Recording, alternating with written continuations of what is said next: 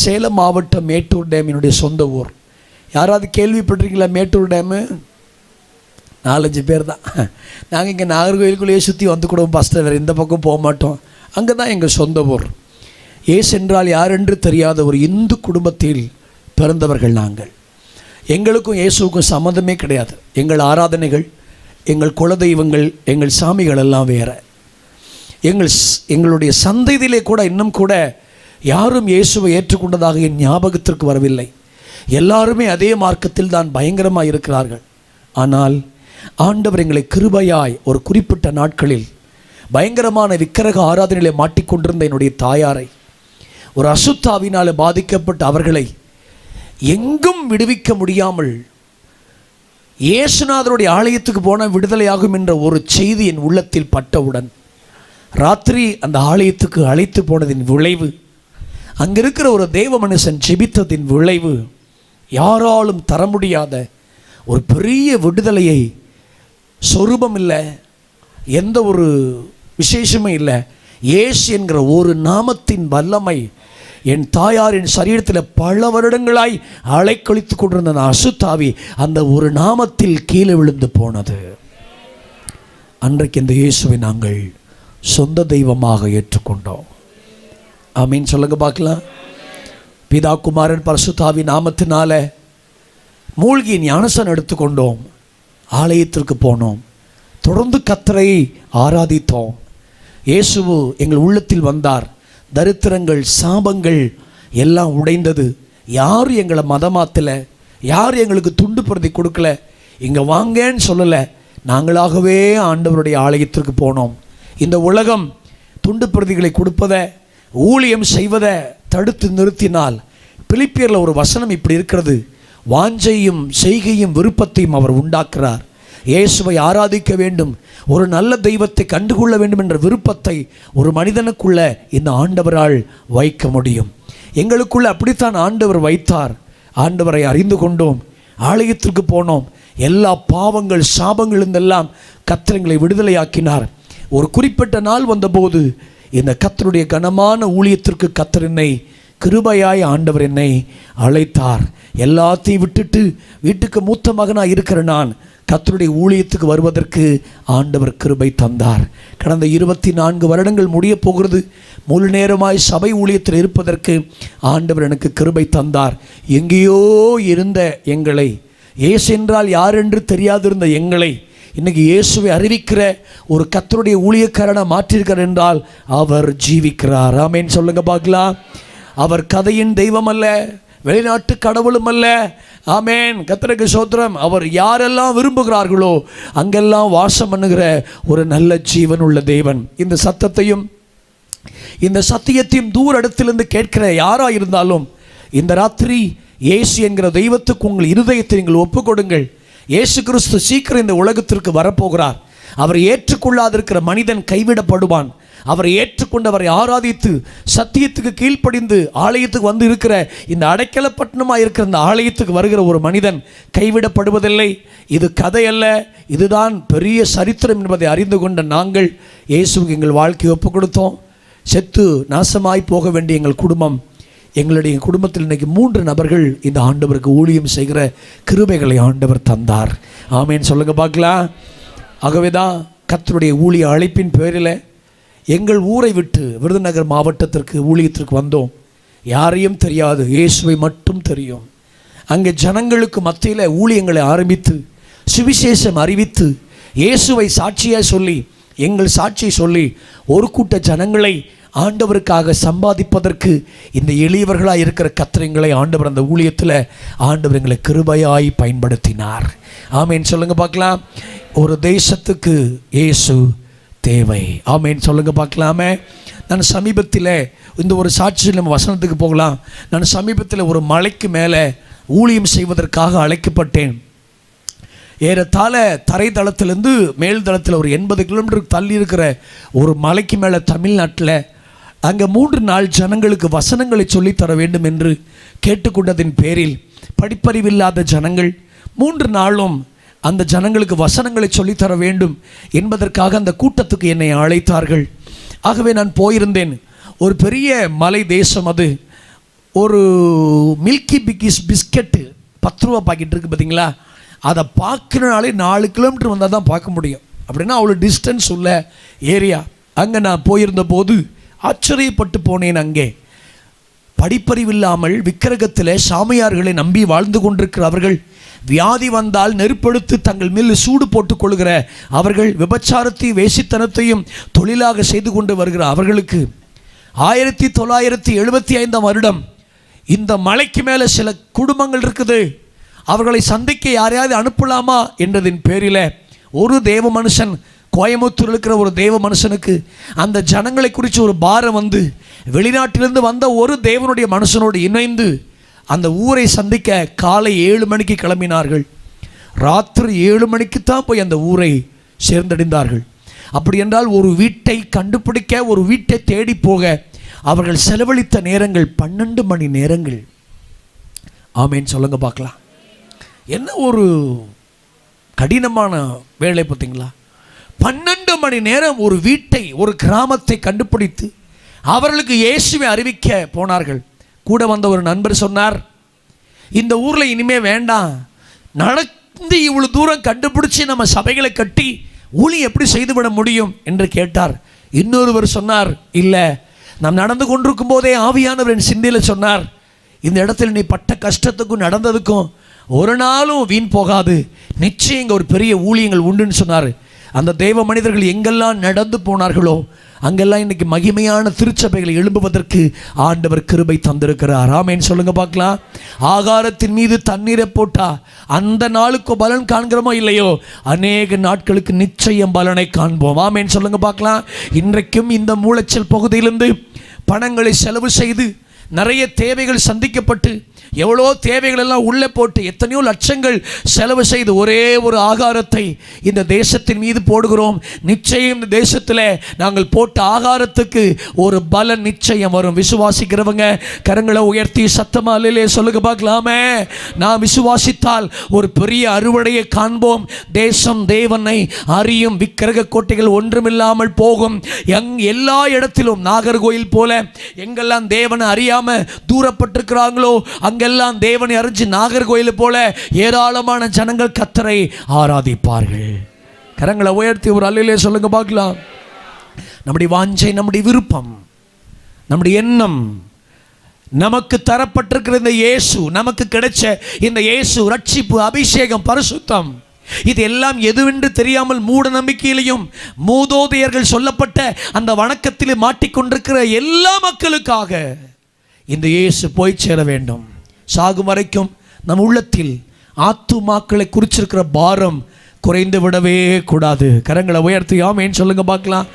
இந்த உலகத்தின் கடைசி மனிதன் ரட்சிக்கப்படுகிற வரைக்கும் அவனுக்கு நாம் செய்ய வேண்டிய ஊழியங்களை நாம் செய்து கொண்டே இருக்க வேண்டும். நாம் சுகபோகமாக இருக்கலாம், இருங்கள். வீடுகளை கட்டுங்கள், தேவையான வசதிகளை பெருக்கி வைத்துக் கொள்ளுங்கள், உங்கள் பிள்ளைகளை நல்ல இடத்தில் படிக்க வையுங்கள். ஆனாலும் உங்கள் உள்ளத்தில் அழிந்து போகிற தேவனை அறியாதிருக்கிற ஆத்துமாக்களை குறித்து ஒரு சின்ன கரிசனை உங்கள் உள்ளத்தில் என்றைக்கும் இருந்திருப்பதற்கு ஆண்டவர் கிருபை தருவாராக. அதையெல்லாம் என் உள்ளத்தில் ஆண்டவர் பேசும்படி ஒரு பாரத்தை உட்கார்ந்திருக்கும் போது சொன்னதுனால உங்களுக்கு சொன்னேன். கர்த்தருடைய வார்த்தைக்கு நேராய் நாம் கடந்து போகலாம். ஒரு அல்லேலூயா சொல்லுவீங்களா? சந்தோஷமா இருக்கீங்களா? சொல்லுவாங்க, சில பேருக்கு சந்தோஷம் இருக்காது. இருதயத்தில் முதல்ல சந்தோஷம் வந்தால் தான் முகத்தில் மகிழ்ச்சி வரும். ஆமாம், ஆமாம், இருதயத்தில் முதல்ல ஒரு மகிழ்ச்சி வரணும். வருஷம் ஆரம்பிக்கும் போதே துக்கமாக ஆரம்பிக்காதீங்க, வருஷம் ஆரம்பிக்கும் போதே சந்தோஷமாக இருக்கணும். ஆமேன்னு சொல்லுங்க பார்க்கலாமே. ஒரு தேவ மனுஷன் சொன்னார், பிரசங்க குறிப்பு உட்கார்ந்துருக்கிற ஜனங்களின் முகத்தில் இருக்கிறது. அவங்க சந்தோஷமாக முகத்தை வச்சுருந்தாங்கன்னா இங்கே நிற்கிற ஆட்களுக்கு சந்தோஷமாக பிரசங்கம் வரும். இது நீதிமான் என்று அசைக்கப்படுவதில் மாதிரி நின்னா ஒன்றும் செய்ய முடியாது. ஆமேன்னு சொல்லுங்க பார்க்கலாமே. அதாவது ரட்சிப்பின் சந்தோஷம் அதுதான், மற்றபடி உலகத்தின் சந்தோஷம் இல்லை, ரட்சிப்பின் சந்தோஷம். ஒரு அல்லேலூயா சொல்லுங்க பார்க்கலாமே. ரட்சிப்பின் சந்தோஷம் அதை நம்ம வெளிப்பட்டி ஆண்டவருடைய வார்த்தைகளை கேட்கும்போது பயபக்தியாக கேட்கணும். அதுக்காக ரொம்ப இறுக்கமாகவும் கேட்கக்கூடாது. நீங்கள் யோசிச்சு பாருங்களேன். நான் அடிக்கடி யோசிப்பேன், இப்படி மலைக்கு மேலே ஜனங்க உட்காந்துருக்குறாங்க, எத்தனை நாள் கூட்டம்? 3 நாள் கூட்டம் இல்லைங்களா? ஆமாங்களா? 3 நாள் கூட்டம். 3 நாள் கூட்டம் முடிஞ்சதுக்கு அப்புறம்தான் சாப்பாடு கொடுத்தாரு ஆண்டவர். ஆமாங்களா? ஆனால் நம்ம 3 மணி நேரம் முடிஞ்ச உடனே சாப்பாடு போட்டுடுறோம். அதுவும் இடித்து பிடிச்சி போய் உட்காந்து சண்டை போட்டு முதல்ல உட்காந்து அடாடாடாடாடா 3 நாள் பாருங்களேன். அந்த நீங்கள் யோசிச்சு பார்த்துருக்கீங்களா? யோசிச்சு பார்த்துருக்கீங்களா? 3 நாள் அந்த ஜனங்க, நம்ம இப்போ ஒரு 3 மணி நேரம் பிரசங்கம் பண்ணிக்கிறதுக்குள்ளேயே எப்படி ஒரு 2 லிட்டர் தண்ணியை காலி பண்ணிடுறோம், குடிச்சு. ஆனால் 3 நாள் மலைக்கு மேலே ஜனங்க அந்த வசனத்தை எவ்வளோ அழகாக உட்காந்து, அதுவும் பார்த்தீங்கன்னா அது மோட்டிவேஷனல் செய்திலாம் கிடையாது, ஒரு மனுஷனை உருவாக்குற செய்தி. துயரப்படுறவங்க பாக்கியவான்கள், என்ன சாந்த குணமுள்ளவர்கள் பாக்கியவான்கள். ஆமாங்களா இல்லையா? இன்னும் வேற என்ன இருக்குது? நிறையா இரக்கமுள்ளவர்கள் எனக்கு தெரியும், இருந்தாலும் நீங்களும் பேசணும் பாருங்க. இரக்கமுள்ளவர்கள் பாக்கியவான்கள். ஆமென் சொல்லுங்க. ஆவியில் எளிமை உள்ளவர்கள் பாக்கியவான்கள். ஆகவே தான் காந்தியடிகள் சொன்னார், என் இயேசுநாதத்தை பிடிச்சது ஒன்று, அந்த மலைக்கு மேலே இருந்த பிரசங்கம். ஆமென் சொல்லுங்க பார்க்கலாமே. அதனால் இறுக்கமாக இல்லாமல் இருதயத்தை கர்த்தர் நம்மளோட பேசணும் அப்படின்னு விசாலமாக வச்சுருந்தீங்கன்னா கர்த்தர் இந்த ராத்திரி நம்மளோட ஆண்டவர் பேசுவார். அல்லேலூயா, கர்த்தருக்கு ஸ்தோத்திரம். வேகமாக தவறியதால் வந்த விளைவுகள், அதுதான் நாம் இந்த ராத்திரி சிந்திக்க வேண்டிய ஒரு செய்தி. நேற்று ராத்திரி நீக்க வேண்டிய பல விஷயங்களை நம்ம கவனித்தோம். 5 காரியத்தை சொல்லுவேன்னு சொன்னேன். நேற்று சமயம் இல்லை, நான் கொஞ்சம் தாமதமாய் வந்ததுனால, நாசரேத்து கூட்டங்களை முடிச்சுட்டு கொஞ்சம் தாமதமாக வந்ததுனால, சீக்கிரமாய் கூட்டங்களை முடிக்க வேண்டிய காரணத்தினால் 3 குறிப்புகளோடு கூட நிறுத்தி கொண்டேன். இன்று காலையில் 5 விதமான காரியங்களை ஒரு அதிகாரத்திலிருந்து இந்த காலை கூட்டத்தில் நாம் தியானித்தோம். வந்திருந்த உங்களுக்கு நிச்சயம் அந்த வேத பகுதி, அந்த கர்த்தருடைய வார்த்தை ஏதாவது ஒரு வகையில் நிச்சயம் பிரயோஜனமாக இருந்திருக்கும்.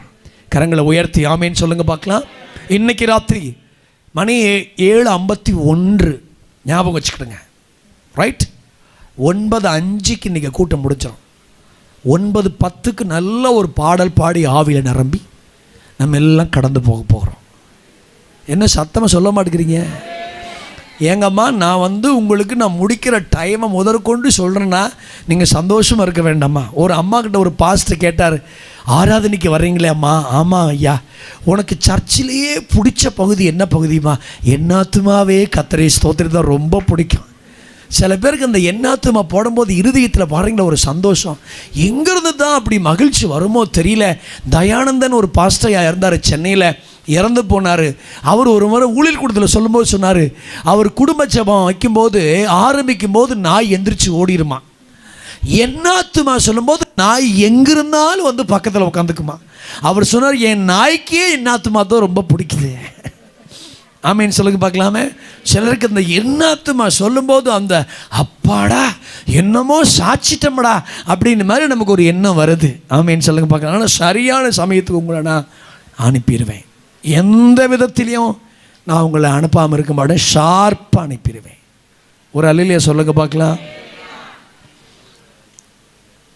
தவறியதால் வந்த விளைவுகள், செய்திகளை மறந்துடாதீங்க. இந்த ராத்திரி மிக முக்கியமான பல சத்தியங்களை ஆவியானவர் பேசுவார். நீங்கள் திறந்த இருதயத்தோடு கேட்கணும். யாருக்கோ ஒருவர் செய்தி நீங்கள் நினைச்சக்கூடாது. கர்த்தருடைய வார்த்தை எனக்கு தான். தெசலோனிக்கேயர் பட்டணத்தாரை போல வசனங்களை கேட்க வேண்டும்.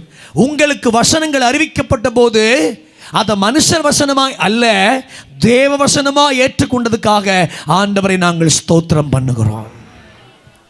இன்னைக்கும் அப்படித்தான், என்னைக்கும் அப்படித்தான். கர்த்தருடைய வார்த்தைகளை உங்களுக்கு அறிவிக்கும் போது அது மனுஷர் வசனமாய் அல்ல, அது ஒரு தேவ வசனமாய். ஆமேன் சொல்லுங்க பார்க்கலாம். மிஸ்டேக், நிறைய தவறுகள் நடக்கிறது. தவறாத மனுஷன் கிடையாது. சங்கீதக்காரனே ஜெபிக்கிறான், மனுஷன் எவனோ உமக்கு முன்பாக நீதிமான் அல்லாததினால் என்னை நியாயம் தீர்க்க பிரவேசியாதிரும். என்ன அர்த்தம்? தவறினவர்கள் தான், எல்லாம் மிஸ்டேக் தான். ஆனால் விளைவுகள் என்ற ஒன்று இருக்கிறது. கரங்களை உயர்த்தி ஒரு அல்லையிலே சொல்லுங்க பார்க்கலாம். அறிந்து செய்கிற தவறுகளை விட அறியாமல் செய்கிற தவறுகளை விட அறிந்து செய்கிறது எவ்வளோ பெரிய தவறு. ஆமீன் சொல்லுங்க பார்க்கலாம். கரண்ட் கம்பத்தை பார்த்துருக்கீங்களா? டிரான்ஸ்ஃபர்மேஷன் வச்சுருப்பாங்க, அதில் அபாயின்னு போட்டிருப்பாங்க, பார்த்துருக்கீங்களா? இல்லைன்னு இன்னொரு தடவை போய் பாருங்கள், கூட்டம் முடிஞ்சு. ரெண்டாவது இங்கிலீஷில் டேஞ்சர்னு போட்டிருப்பாங்க. மூணாவது சைடில் ஒரு எலும்பு கூடு மேலே மண்டை வச்சு எக்ஸ் வடியில் எலும்பு கூடு போட்டிருப்பாங்க. என்ன அர்த்தம்? இங்கிலீஷ் தெரிஞ்சவனுக்கு இங்கிலீஷில், தமிழில் தெரிஞ்சவனுக்கு தமிழில், படிக்க தெரியாதவனுக்கு அந்த சிம்பிள். இங்கே வந்து மோதாத, மோதிட்டினா நீ இந்த மாதிரி எலும்பு கூட என்ன செஞ்சிருவ, மாறிடுவேன்னு அர்த்தம். இது எல்லாம் போட்டிருந்து ஒருத்தன் போய் மோதுறானா அவன் இந்த உலகத்தில் சொல்லுவான், முட்டா பையன். சொல்லுவோமா இல்லையா? எலும்பு கூடு போட்டிருக்கு, இங்கிலீஷில் போட்டிருக்கு, தமிழில் போட்டிருக்கு, இவ்வளோ போட்டிருந்து போய் முற்றையே. வசனம் சொல்லுது, எச்சரிப்பு சொல்லுது, கர்த்தருடைய வார்த்தை சொல்லுது, எல்லாம் தெரிஞ்சிருந்து தப்பு செஞ்சா. சில நேரத்தில் நம்ம ஜெபமெல்லாம் இப்படி பண்ணுவோம் பார்த்துருங்களா? ஆண்டவரே, அறிந்தும் அறியாமலும் செய்த பாவத்தை மன்னியும். அறியாமல் பாவம் செய்வது யார் செய்வான்னா பைத்தியக்காரன் தான் செய்வான். ஒரு ஆமேனை காணோம். நான் பைத்தியக்காரன் சொன்ன நீங்க அல்லையே சொல்லுங்க, ஆமேன்னு சொல்லுங்க பார்க்கலாமே. ஏதோ ஒரு தவறுகள். வேதாகமத்தில் 5 விஷயங்களை நம்ம இந்த ராத்திரி கவனிக்க போகிறோம். தவறியதால் வந்த விளைவுகள். கரங்களை உயர்த்தி சத்தம் அல்லையே சொல்லுங்க பார்க்கலாம். தவறியதால். நம்பர் 1, ஜெபிக்க தவறியதால். அப்போஸ்தலர் புஸ்தகம் 12ஆம் அதிகாரம் 1-2 வேகமாக வாசிக்கலாமா? யாராவது ஒருவர் டக்குன்னு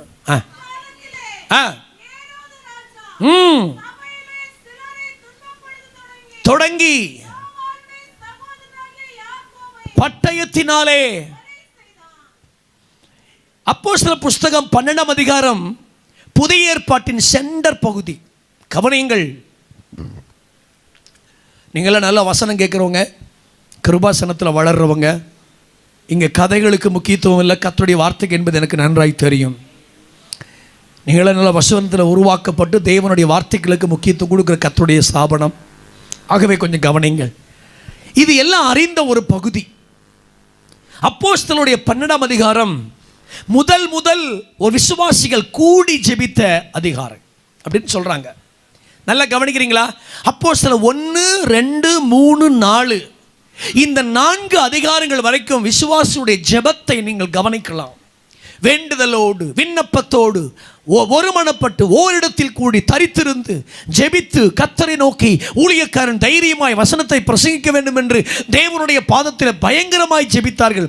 5ஆம் அதிகாரத்திலிருந்து 11 அதிகாரம் வரைக்கும் ஜெபங்கள் குறைந்து போனதை நீங்கள் பார்க்கலாம். சத்தமா அல்லையிலே சொல்லுங்க பார்க்கலாம். 4 அதிகாரத்து வரைக்கும் இருந்த ஜெபம் அவ்வளவு தீவிரம், அவ்வளவு போராட்டம், அவ்வளவு கர்த்தரோடு இருந்த அந்த வைராக்கியம். அந்த சப்பானி நடக்கப்பட்ட போதெல்லாம் சபையில் ஏகப்பட்ட எதிர்ப்புகள் வந்த போது விசுவாசிகள் கூடி ஜெபித்ததை அந்த அதிகாரத்தில் நீங்கள் மறக்கவே முடியாது. எல்லாருக்கும் ஜெபம் 4 அதிகாரம் வரைக்கும் பயங்கரமா இருந்துச்சு. ஆனா 4 அதிகாரத்தை தாண்டி நீங்க போனீங்கன்னா ஜெபிக்க மறந்த போன கர்த்தருடைய பிள்ளைகள். விசுவாசிகள் எல்லாம் கவனிக்கணும். சில செய்திகளை நம்ம கேட்டுக்கிட்டே இருக்கணும். கேட்ட செய்திகள்னா கூட வருஷம் முழுசும் கேட்டுட்டே இருக்கணும். அதுல முதல் தரமான ஒரு செய்தி ஜெபத்தை குறித்த செய்திகள். கரங்களை உயர்த்தி ஆமேன்னு சொல்லுங்க. காரணம், அடிக்கடி நமக்கு ஒரு தொய்வு வந்து கொண்டே இருக்கும். என்ன தொய்வு? ஜெப தொய்வு.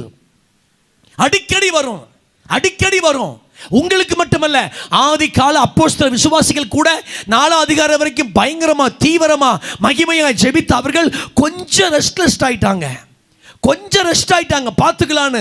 அந்த ஜெபிக்க தவறியதின் விளைவு ஒரு யாக்கோபை பட்டயம் கொன்று போய்விட்டது. கரங்களை உயர்த்தி சத்தம் அல்லையிலே சொல்லுங்க பார்க்கலாம். சபையின் ஜெப கூட்டங்களை தவறவிடாதே. கர்த்தருக்கு ஸ்தோத்திரம். சபையின் உபவாச கூட்டங்களை தவறவிடாதே. கன்வென்ஷன் நல்லதுதான், அதை விட உபவாசித்து ஜெபிக்கிற கூட்டம் தான் நம்முடைய சபையை, நம்முடைய ஊழியத்தை, நம்முடைய குடும்பத்தை, நம்முடைய பிள்ளைகளை மகிமையாய் பாதுகாக்கும் வல்லமை உள்ளது. ஆமென் சொல்லுங்க பார்க்கலாம். ஜெபம் ஒவ்வொரு தேவ மனுஷனுக்கு, ஊழியத்துக்கும் விசுவாச பிள்ளைகளுக்கும் கர்த்தரால் பாதுகாக்கப்படுகிற வேலி. ஆமென் சொல்லுங்க பார்க்கலாம். உங்க வீட்டில் ஒரு ஜெபம் இருந்தா அந்த வேலையை தாண்டி பிசாசினால வர முடியாது, இயேசுவின் நாமத்தினால. 4ஆம் அதிகாரம் வரைக்கும் ஒரு குறிப்பிட்ட வருஷம் வரைக்கும் ஜெபிச்சுட்டு ஒரு குறிப்பிட்ட வருஷம் வரைக்கும் ஜெபத்தை நிறுத்துவதல்ல. ஆமென் சொல்லுங்க பார்க்கலாம். அடிக்கடி பிரசங்கம் பண்ணுகிற ஒரு திருச்சபை கர்நாடகாவுக்கு போகும்போதெல்லாம் ஒரு முறை அந்த ஐயா என்னை அழைச்சிருந்தார். சுகர் நிமித்தம் ஒரு கால் அவருக்கு வெட்டப்பட்டு எடுக்கப்பட்டுருச்சு. தவறாய் போடப்பட்ட ஒரு ஊசி கையை வீங்கிருச்சு. ஏகப்பட்ட மருந்து மாத்திரைகள், 3 மாஸ்க்கு, மூச்சு விட முடியல. காலில் இருக்கிற சீல் வலி, வேதனை. சொன்னாங்க, பாஸ்டர்மா போன் பண்ணி வலியை சாப்பிட்டுட்டு இருக்காரு பாஸ்டர். 100 மிஷினரிகளை ஒரே சபை தாங்குது, ஆயிரக்கணக்கான விசுவாசிகள் இருக்கிறாங்க. ஆனால் நான் போய் பார்க்கும்போது அவ்வளவு பலவீனத்திலையும் அந்த வீங்கி போன கையோடு கூட, ட்ரிப்ஸ் ஏறின கையோடு கூட கரங்களை கூப்பி வைத்து கொண்டு ஒரு கால் அறுக்கப்பட்டு எழுக்கப்பட்டால் கூட ஜெபம் பண்ணுவதை அவர் நிறுத்தவே இல்லை. என்னை அசைத்த ஒன்று. இறந்து போய்விடுவார் என்று சொன்னார்கள். 9 வருஷம் கர்த்தர் அவருக்கு ஜீவனை தந்தார். அந்த புண் ஆறி போனது, கையில் இருந்தது வீங்கினதெல்லாம் மாறி போனது. காலு அந்த புண் ஆறவே இல்லை, சுகர் நிமித்தம் ஆறி போனது. ஐயோ எங்க பாஸ்டர் இறந்து போயிடுவார் நினைச்சாங்க. 9 வருஷம் வாழ்ந்தார். வலி இருக்கலாம், போராட்டம் இருக்கலாம், கஷ்டம் இருக்கலாம், ஜெபிக்க இயலாத ஒரு சூழ்நிலை வரலாம். உங்கள் குடும்பத்தில் சில இழப்புகள் ஏற்படும் நிமித்தம் தேவன் மீது ஒரு வருத்தம் இருக்கலாம். கர்த்தர் இந்த ராத்திரி சொல்றாரு, நீ ஜெபிக்க தவறிக்கிட்டே இருந்தீனா பல யாக்கோபுகளை நீ இழந்து கொண்டே இருப்பாய். கரங்களை உயர்த்தி ஒரு அல்லேலூயா சொல்லுங்க பார்க்கலாம். ஜெபிக்க தவறாதே. வேலைகள் தலைக்கு மேல் இருந்தாலும், பெரிய உயர்வுகள் உங்களை தேடி வந்தாலும், நிறைய ஆள் பழக்கங்கள் எனக்கு கிடைச்சாலும், உங்கள் தேவனோடு செலவிடுகிற நேரங்களை இந்த 2026 என் வாழ்க்கையில் எதை தவறுவனோ தவற விட மாட்டேனோ, ஆனால் என் வாழ்க்கையில் கர்த்தரோடு நேரம் செலவிடுகிற அந்த நேரங்களை நான் தவற விடவே மாட்டேன். அல்லேலூயா. பாருங்க, ஜெபிக்க தவறியதின் விளைவு ஒரு யாக்கோபை பட்டயம் கொள்ளை கொண்டு போய்விட்டது. தேசத்துக்காக ஜெபிக்க கடமைப்பட்டிருக்கிறோம், அரசியல்வாதிகளுக்காக ஜெபிக்க கடமைப்பட்டிருக்கிறோம். யாருக்கோ எவருக்கோ எப்படியோ போயிருந்து யோசித்து போக முடியாது. தேசத்துக்காக ஜெபிக்க தான் தேசத்தின் நிலைமையை கர்த்தர் மாற்றுவார். கரங்களை உயர்த்தி ஆமென் சொல்லுங்க பார்க்கலாம். எத்தனையோ கோடி ஜனங்கள் இந்த இந்தியாவிலே, தமிழ்நாட்டிலே, நாகர்கோயிலில் ஒவ்வொரு மாவட்டத்தில் இருந்தாலும் தேசத்தை குறித்து, பட்டணத்தை குறித்து, பஞ்சாயத்தை குறித்து, நகராட்சி குறித்து ஒருத்தனுக்கு கரிசனை இல்லை. ஆனால் தேவனை அறிந்த ஒரு தேவனுடைய பிள்ளைகளுக்கு தான் தேசத்தை குறித்து, பட்டணத்தை குறித்து, கிராமத்தை குறித்து கரிசனை இருக்குது. உட்கார்ந்து மணிக்கணக்கா ஜெபிக்கிறோம். கரங்களை உயர்த்தி ஆமென் சொல்லுங்க. ஆண்டவரே, இந்த தேசத்தில் பாவம் கிடக்குதே, விபச்சாரம் கிடக்குதே, வேசித்தனம் கிடக்குதே, கொலை நடக்குதே, பிள்ளைகள் சூறையாடப்படுகிறார்களே, பெண்களுக்கு பாதிப்பில்லையே என்று நாம் ஜெபிக்கிற விளைவு தான் இதுவரைக்கும் தேசத்தை கிருபையா ஆண்டவர் பாதுகாத்து கொண்டு வருகிறார். ஒரு கிறிஸ்தவ மருத்துவ அதிகாரி ஜிஹெச்ல டீனா இருக்கிறார். அவர் ஒரு முறை சந்தித்த போது அவர் சொன்னார், பாஸ்டர், எல்லாம் இந்த கொரோனான்னு சொல்கிறாங்களே, ஒரு உண்மை நிலவரம் என்ன தெரியுமா? நம்முடைய இந்தியாவுக்கு வந்த ஸ்பீடுக்கு கொரோனா அப்படியே போயிருந்துச்சுன்னா இந்தியா பாதி அழிஞ்சிருக்கும். ஏன் அழியல தெரியுமா பாஸ்டர்? எதனால் தெரியுமா? கூகுள் மீட்டில், ஜூமில் 2 பேர் 3 பேர் அங்கங்கே உட்காந்து வீட்டில் எங்கள் தேசத்தை காப்பாற்றுங்கப்பா, எங்களை காப்பாற்றுங்கப்பா, தேசத்தில் இது வேண்டாம்ப்பான்னு அங்கங்கே உட்காந்து ஜெபித்ததின் விளைவு தான் இந்தியாவை கர்த்தர் கிருபையாய் பாதுகாத்து கொண்டார். மருந்தே இல்லையில் ஆரம்பத்தில் பயத்தோடு தானே போய் எல்லாம் ஊசி போட்டோம். கோவிஷீல்டு நான்லாம் 2 போட்டிருக்கிறேன்.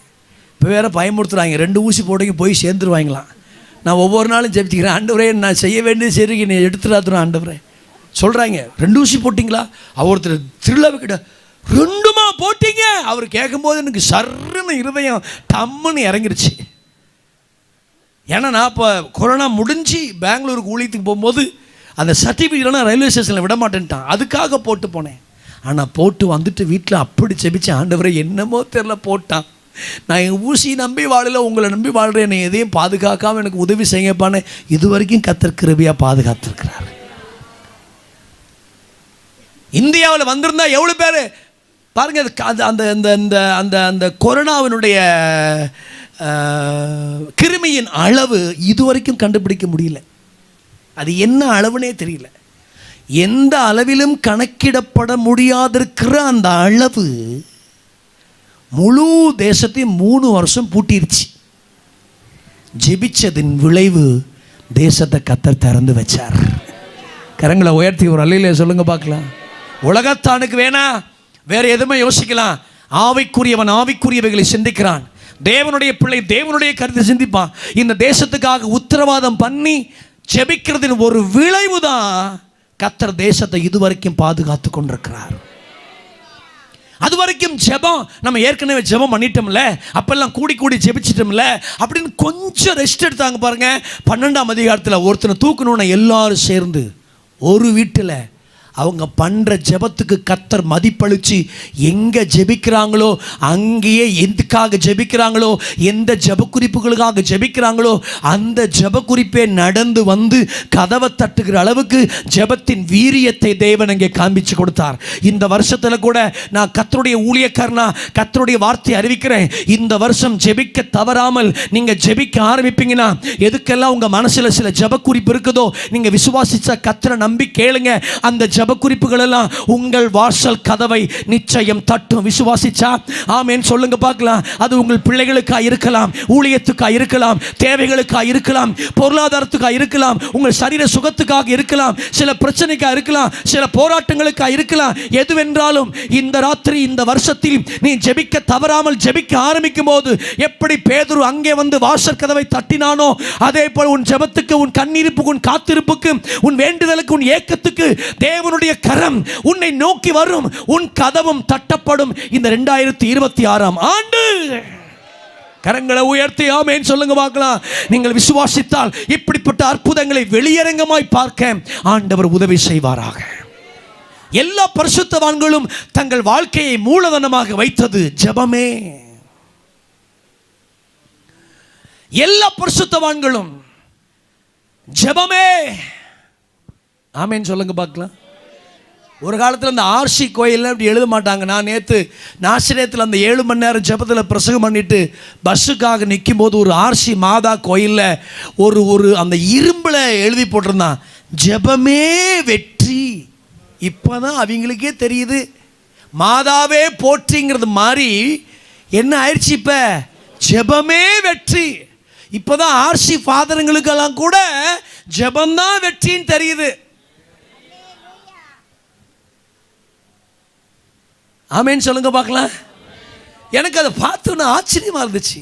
எப்படி இப்படி ஜெபமே வெற்றின்னு எழுதி போடுறானே, மாதாவே போற்றின்னு தான் எழுதி போட்டிருப்பான்.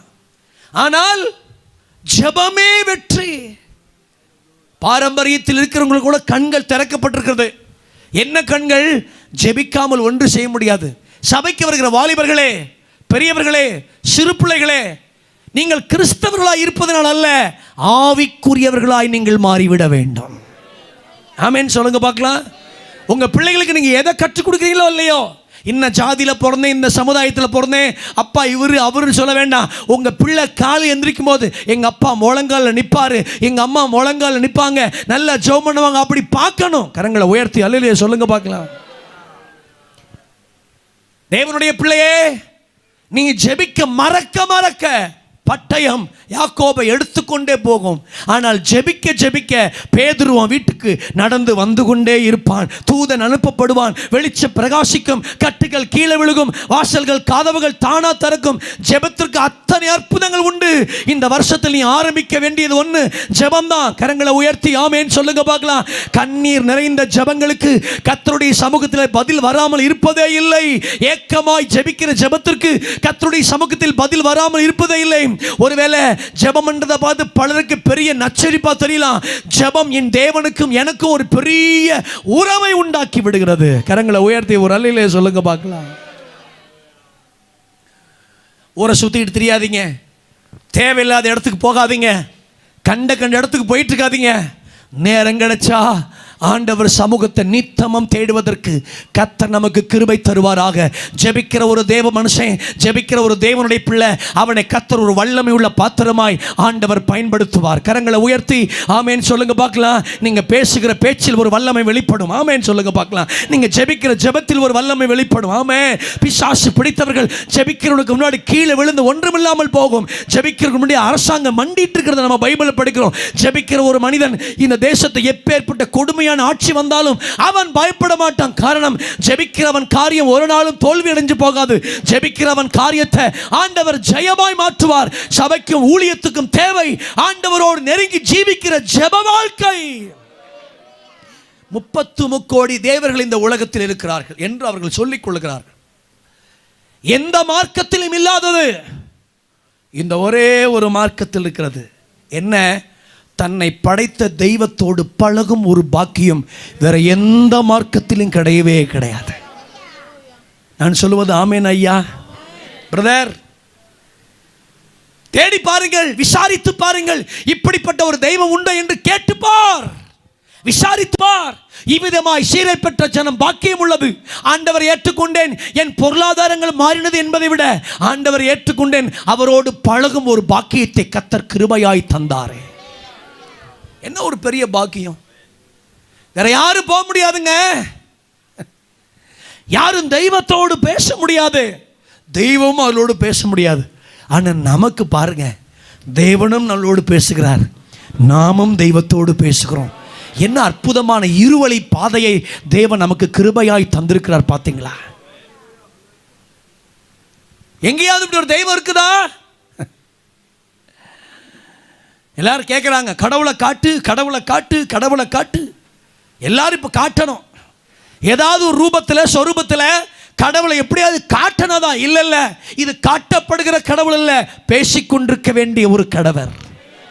இன்னைக்கும் இந்த சத்தியத்தை எங்கேயாவது உட்காந்து, குடும்ப பிரச்சனை, வாழ்க்கையில் பிரச்சனை, எங்கேயாவது உட்காந்து இந்த சத்தத்தை கேட்டீங்கன்னா இன்னைக்கு இந்த ராத்திரி கூப்பிட்டு பாருங்க, கர்த்தர் உங்களுக்கு ஒரு அற்புதத்தை ஆண்டவர் செய்வார்.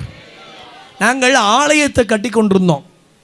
அப்போ நிறைய பேர் பெட்டிஷன் எழுதி போட்டுகிட்டே இருந்தாங்க. பர்மிஷன் இல்லாமல் கட்டுறாங்க, குடியிருப்புகளில் ஆலயமா, இங்கே யார் இவர்கள் சபைக்கு போகிறார்கள், எதற்கு இவர் இங்கே வந்து ஆலயத்தை கட்டி, ஏகப்பட்ட பெட்டிஷனை போட்டாங்க. 9 முறை போலீஸ் ஸ்டேஷனுக்கு போய் நின்னேன்.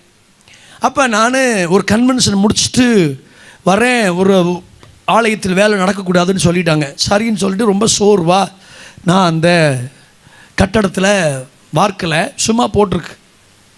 அப்போ வெளியில் உட்காந்துருக்கேன். காலையில் மீட்டிங்லாம் முடிச்சுட்டு வந்துட்டு வீட்டில் இருந்துட்டு காலைல வந்து உட்காந்துருக்கேன். ஒரு போலீஸ்கார் வந்தார். ஐயப்பன் கோயிலுக்கு மாலை போட்டிருந்தார். அவர் என்னை பார்த்து கேட்டார், நீங்கள் பெரிய கொத்தனாரான்னு கேட்டார். ஏன்னா என் ஸ்டைல் அப்படி இருந்துச்சு. ட்ரெஸ் எல்லாம் மாற்றி தண்ணி இருக்கிற கட்டுறதுலாம் தண்ணி அடிச்சுட்டு, இல்லை பெரிய கொத்தனார் இல்லை. அப்புறம் யார் நீங்கள்? நான் அந்த சர்ச்சு பாஸ்டர். சார் நீங்கள் பாஸ்டரா சார்? ஆமாம் ஆமாம். ஏன் சார் இவ்வளோ சோகமாக உட்காந்துருக்குறீங்க? இல்லை உங்களுக்கு தெரியல, எத்தனையோ பேர் வந்து பிரச்சனை பண்ணி சர்ச்செல்லாம் கட்டக்கூடாதுன்னு எவ்வளோ பிரச்சனை பண்ணிக்கிட்டாங்களே. அப்போ அவன் சொன்னாங்க, சார் ஏன் சார் கவலைப்படுறீங்க சார், நான் ஒரு காரியத்தை கவனிக்கிறேன் கேளுங்க. ஒன்று இந்த இயேசுநாதரை எதுக்குறவன், அவராக சொன்னதை அப்படியே சொல்கிறேன், இயேசுநாதரை எதுக்குறேன், ஒன்று இதுக்குள்ளே வந்துடுவான், இல்லைன்னா அங்கே போய் சேர்ந்துடுறான் அப்படின்னு சொன்னார். அவராக சொன்னார். சொல்லிட்டு சொன்னார், சார் நான் வந்து பாருங்கள் என் கோலத்தை பார்த்தீங்களா, நான் ஐயப்பன் கோயிலுக்கு மாலை போட்டிருக்கேன். ஆமாம் சார், நான் ஒரு பெரிய பிரச்சனையில் மாட்டிக்கிட்டேன் சார். அப்போ ஒரு ஆலயத்தை தாண்டி நான் போகணும், கிறிஸ்தவ ஆலயத்தை. எல்லாரும் என்னை நோக்கி நீ கூப்பிடுன்னு சொல்கிற அந்த வசனம் எனக்கு அப்போ உதிச்சு, அவனுக்கு உதிச்சிருக்கு பாருங்க.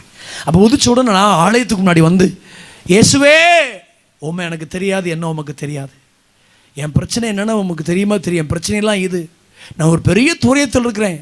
2 நாள் கழித்து நான் இந்த ஊருக்கு வரும்போது அந்த பிரச்சனை கூடாதுன்னு சொல்லிட்டு போனேன் சார். 2 நாள் கழித்து வரும்போது அந்த பிரச்சனையும் இல்லை சார்.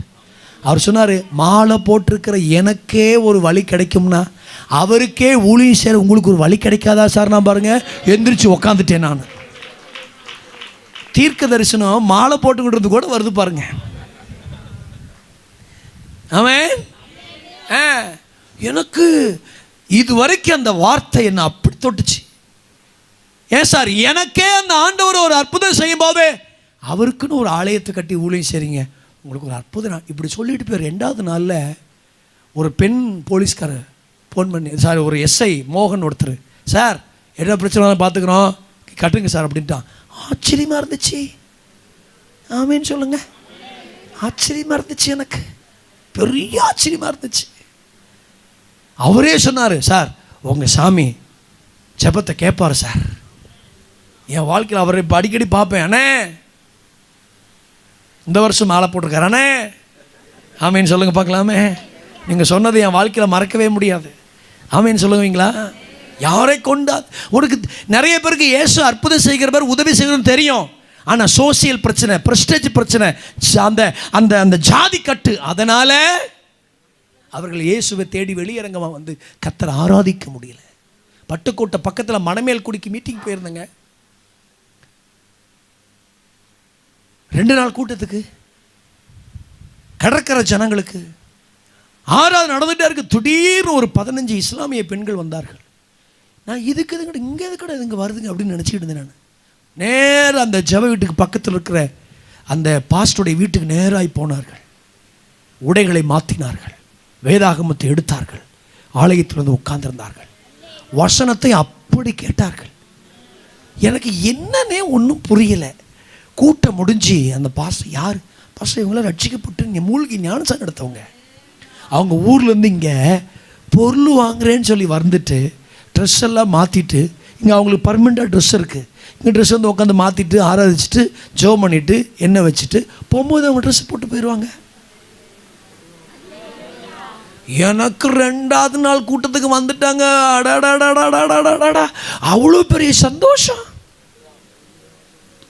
ஜெபத்திற்கு ஒரு காலத்தில் உள்ளங்கை மேக வெளிப்படும், ஒரு காலத்தில் பெருமழையின் இரைச்சல் வெளிப்படும். இனி வருகிற நாட்களில் உள்ளங்கை மேகத்தின் அளவல்ல, இனி வருகிற நாட்களில் பெருமழையின் இரைச்சல். நீ விட்ட கண்ணீருக்கும் பட்ட கஷ்டத்துக்கும் அனுபவித்த பல காரியத்துக்கும் தேவ சமூகத்தில் ஏங்கினதுக்கும் ஆண்டுடைய பாதத்தில் வடித்ததுக்கும் ராத்திரி எல்லாம் கண்ணீர் விட்டதுக்கும் தெய்வத்தை தேடினதுக்கும் பாத்ரூமில் கூட தண்ணீர் போகும்போது கூட கண்ணீர் போச்சே, அதையெல்லாம் மறக்கிறதுக்கு கர்த்தர் அநீதி உள்ள தேவன் அல்ல. அது வாசற் கதவை தட்டும்.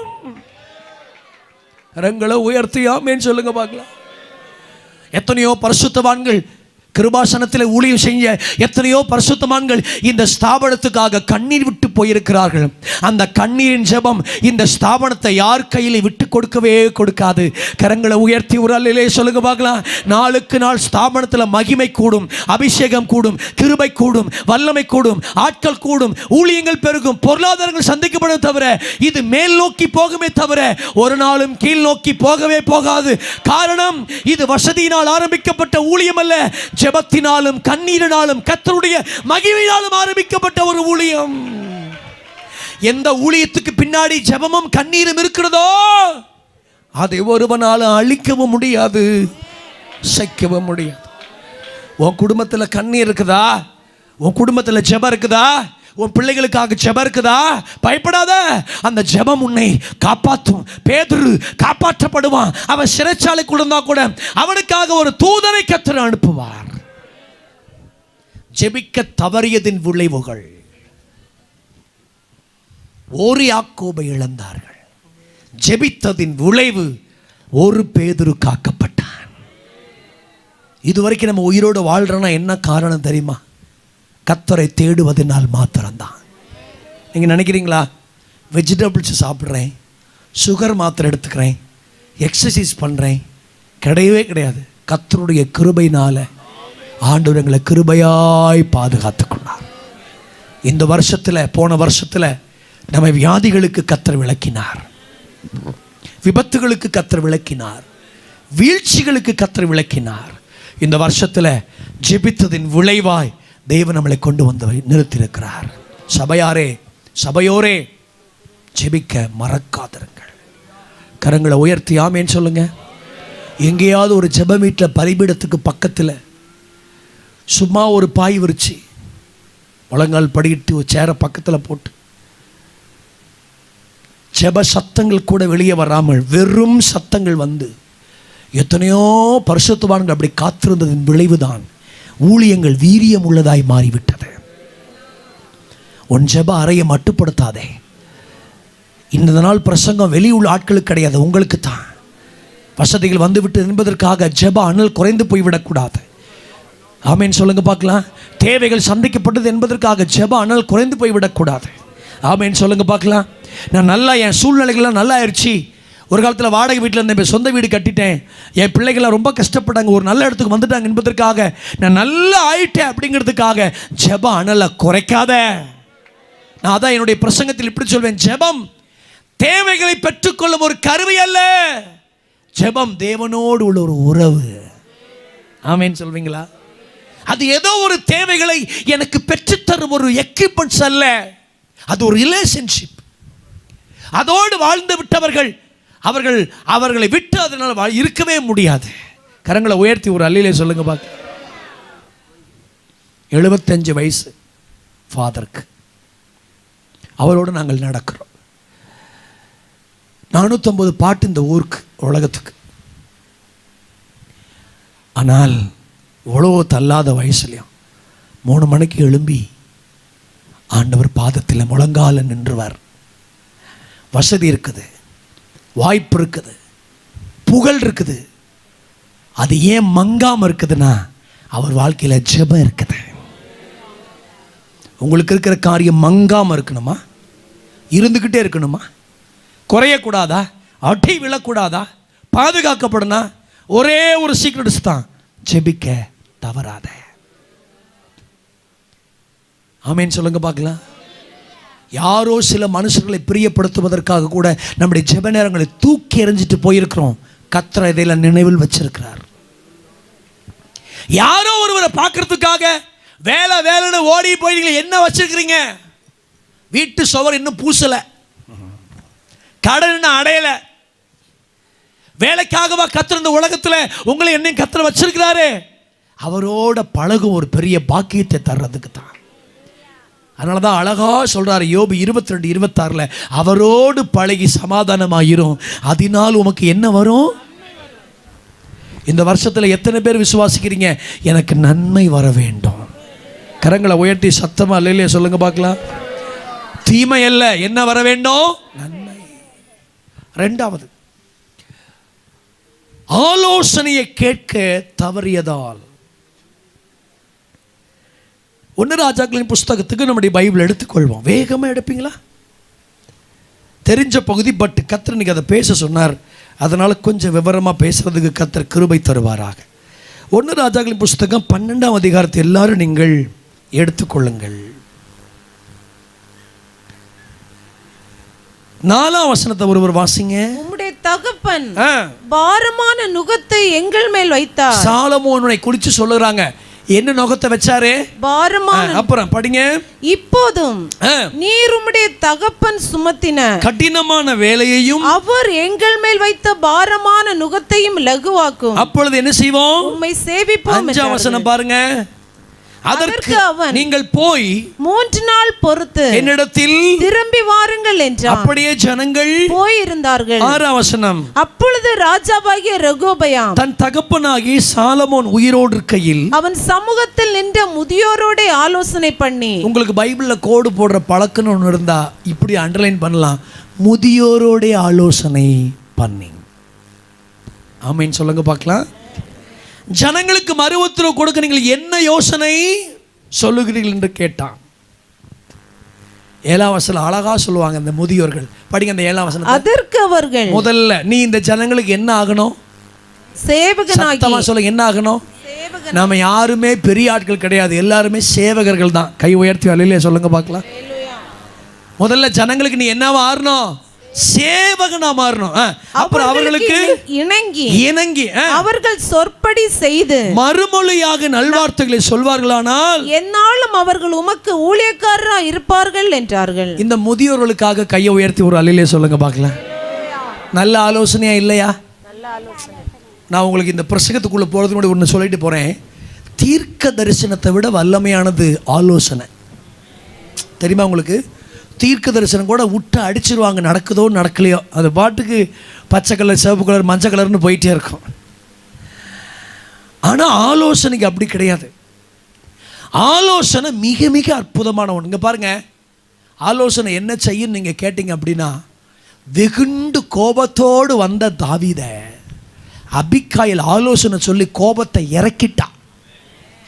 பெண்களுக்கு ஒரு நல்ல கிருபை இருக்குது. எவ்வளோ பெரிய கோபக்கார வீட்டுக்காரரையும் நீங்கள் இறக்கிடலாம். பெண்கள் ஆமேன்னு சொல்லாமல் இருக்கிறாங்க. ஆண்டவரை என்னன்னு தெரியல, ஆண்டவரை ஏற்றுறாங்க போல தெரியுது. ஏங்க எல்லாம் பாருங்கள், என்ன கொஞ்சம் கவனிங்க. எப்படி தெரியுமா, அவன் சுவரில் நீர் விடும் ஒரு நாய் நாளைக்கு நாபாலுக்கு இருப்பதில்லைன்னு கோபத்தோடு வர்றாங்க. யுத்த வீரன் அடித்து கொன்றுவான். கோலியாத்தை ஒரு கல்லை வச்சு அடித்து கொண்டவே இவன் கொல்ல மாட்டானா? அப்படி வரும்போது இது கேள்விப்பட்டு அபிகாயில் போய் தடுத்து நிறுத்துடா. அவள் சொன்ன 3 விஷயத்தை கவனிச்சிருக்கலாம் பைபிளில். அவள் சொல்லுவா, தாவீதே உம்முடைய கை ரத்தம் சிந்தப்படக்கூடாது. 2வது, உம்முடைய ஆத்துமா தேவனுடைய ஆதரவில் கட்டப்பட்டிருக்குது. 3வது, உமக்கு விரோதமாய் சத்துருக்களாய் எழும்புகிறவர்கள் கவனில் கல் வைத்து எரியப்படுகிறது போல எரியப்படுவார்கள். 1 சாமுவேல் 25ஆம் அதிகாரத்தில் நம்ம இதை பார்க்குறோம். எடுத்துகிட்டு இருக்காதீங்க, என்னைய பாருங்கள், பிறகு பார்ப்போம். 3 வித ஆலோசனை. 1, உம்முடைய கை ரத்தம் சிந்தப்படக்கூடாது. 2, உம்முடைய ஆத்துமா தேவனுடைய ஆதரவில் கட்டப்பட்டிருக்குது. 3, உமக்கு விரோதமாக எழும்புகிற சத்துருக்கள் கவனில் கல் வைத்து எரியப்படுகிறது போல. இதை கேட்ட உடனே அவன் சொல்லுவான், உன்னை என்னை இந்த நாளில் சந்திக்க வச்ச கர்த்தருக்கு ஒரு ஆலோசனை கத்தியை கீழே போட வச்சிருச்சு. சத்தியம் புரியுதா? ஒரு அழியிலே சொல்லுங்க பார்க்கலாம். கல்யாணம் ஆகாத ஆட்களுக்கெல்லாம் சொல்கிறேன், ஐயா ஆயிடுச்சுன்னா விட்டுருங்க, ஒன்றும் செய்ய முடியாது. ஆகாதவங்களுக்கு சொல்கிறேன், அழகான மனைவியாக தேடாமல் ஒரு நல்ல ஆலோசனை சொல்கிற மனைவியாக தேடுங்க. நம்ம எல்லாருமே இந்த சிவப்புலையே மூழ்கி இருக்கிறோம். எப்படியா பொண்ணு வேணும், சோப்பாக பாருங்கள் பாஸ்டர். நாங்களாம் பெரிய பாடுபடுறோம்.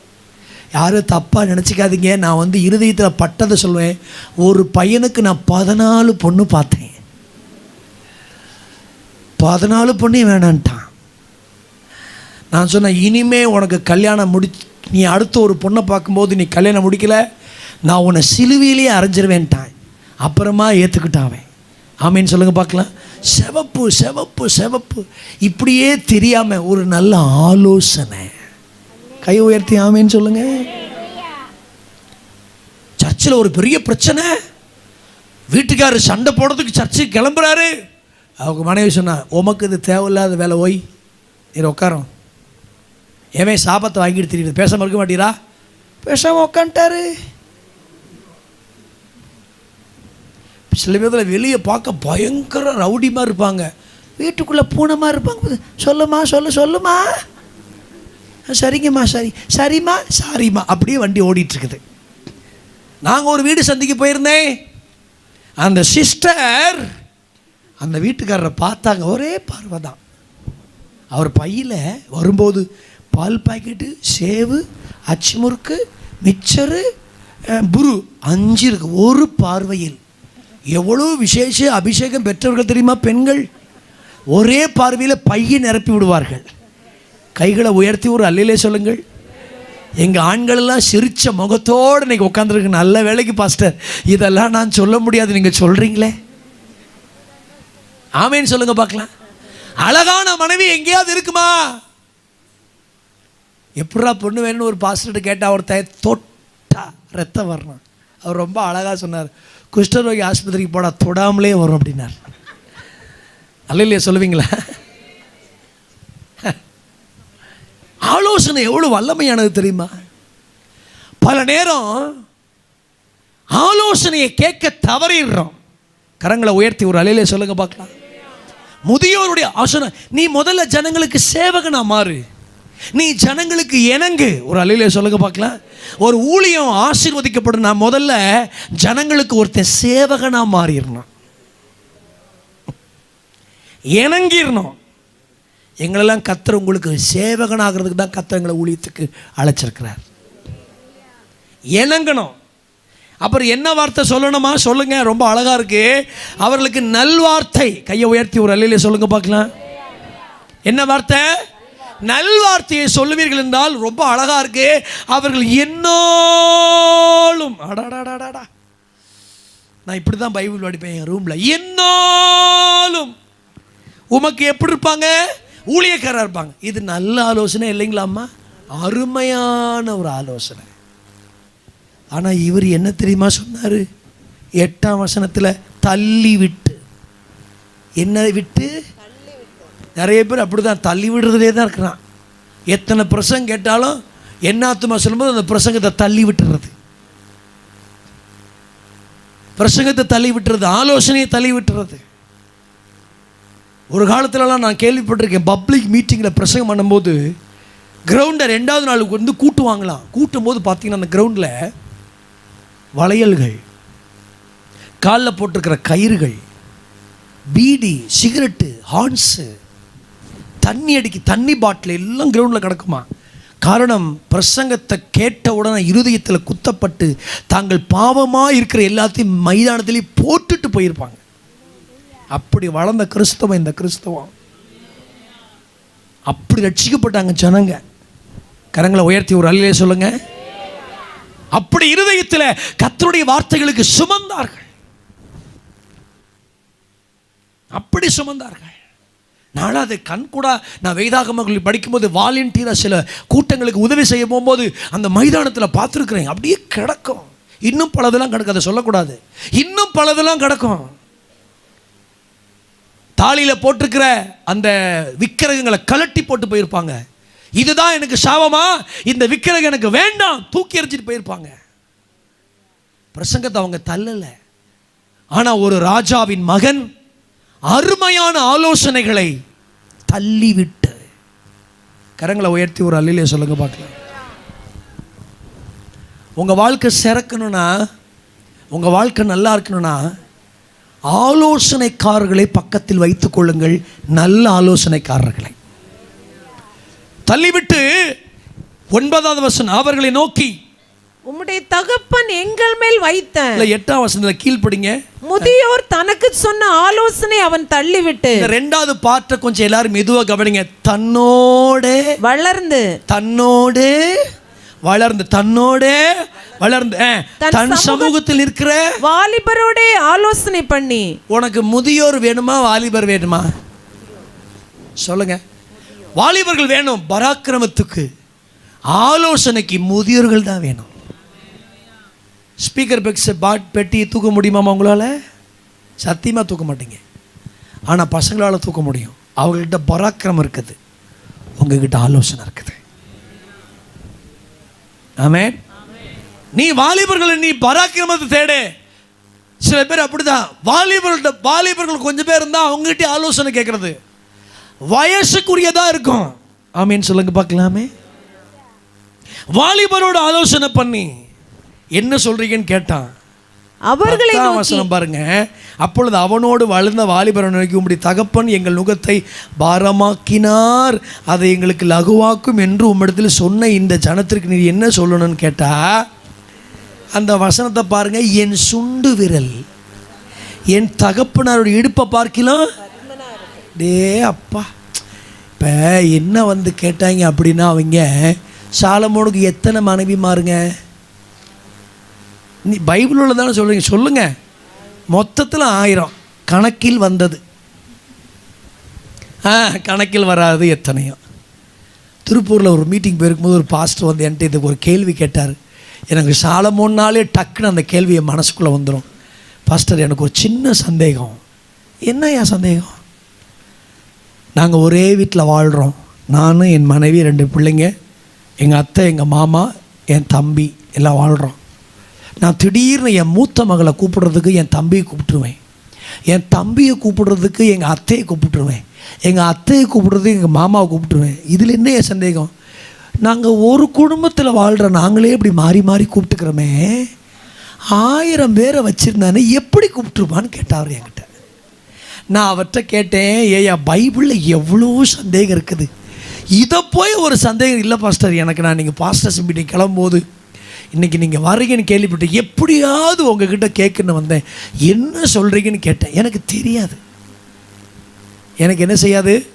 அப்போ எல்லாம் 1000 பேரா, அதனால் ஜனங்க என்ன சொன்னாங்க, ஐயா ஆலயத்தை கட்டுறதை விட இந்த 1000 பேருக்கு வீட்டை கட்டுறதுக்குள்ளே எங்களுக்கு போதும் ஆயிடுச்சு, அதனால் ரொம்ப கஷ்டப்பட்டுட்டோம், அவன் ரொம்ப வேலை வாங்கிட்டான், அதனால் கொஞ்சம் வேலையை குறைங்கையான்னு கேட்டாங்க.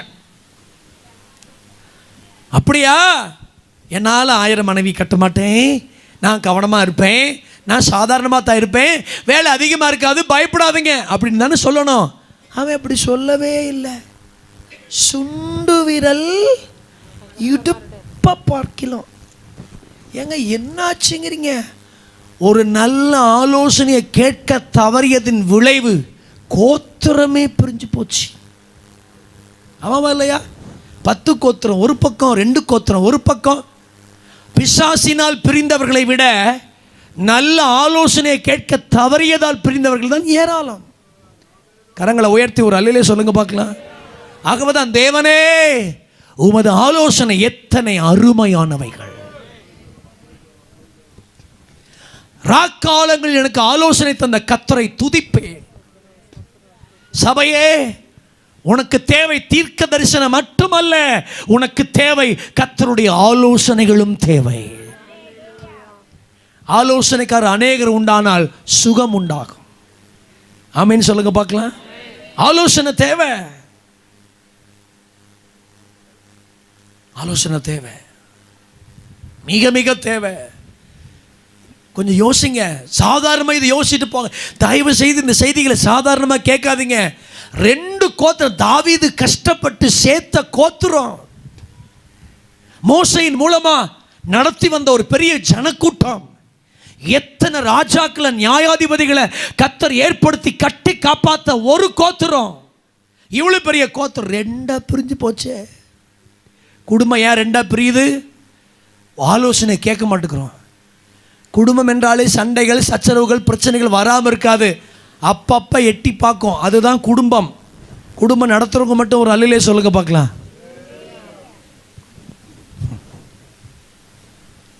நானும் குடும்பம் நடத்துகிறேன். எனக்கு 2 பொம்பளை பிள்ளைங்க இருக்குது. 2 காலேஜ் படிக்குதுங்க. பாஸ்டாக இருக்கிறேன் அப்படிங்கிறதுக்காக குடும்பத்தில் சண்டை வராமல் இருக்குமா? நிச்சயம் வரும். என்ன சத்தத்தை காணோம்? ஆமீன் சொல்லுங்க பார்க்கலாம். ஏதாவது வரும். ஆனால் அந்த சண்டைகள் வளராமல், குடும்பம் பிரியாமல், மன்னிச்சு மறந்து அடுத்த குடும்பத்தை கட்டி ஆலோசனை கேட்டு போகிறோம் பார்த்தீங்களா? அவங்க தான் சிறந்த குடும்பத்தை நிர்வகிக்கிறவர்கள். வேண்டாம் போ, நீ வேண்டாம், நானும் வேண்டாம் போ, டக்குன்னு வேண்டாம்.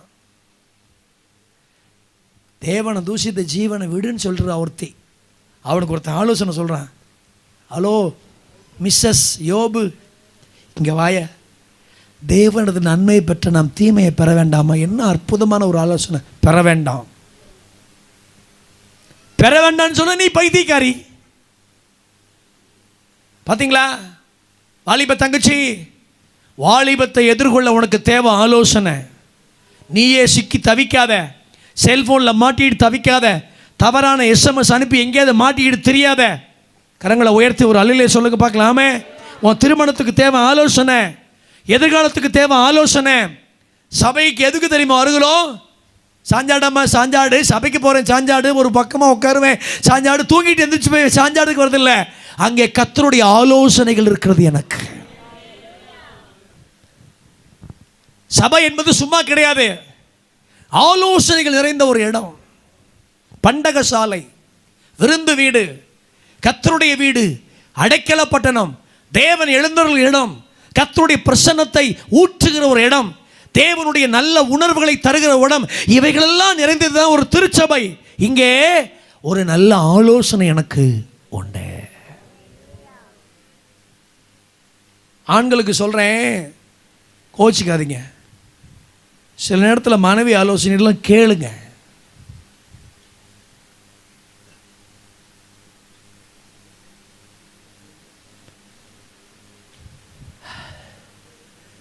நம்ம இருதயம் அப்படி விட்டு கூட அவெல்லாம் ஒரு ஆளுன்னு கேட்கவா? அப்படி கேட்காம போய் தான் ஏகப்பட்ட கடன், அப்படி கேட்காம போயிட்டு தான் தேவையில்லாத பிரச்சனை. ஒரு அல்லையிலே சொல்லுங்க பார்க்கலாம்.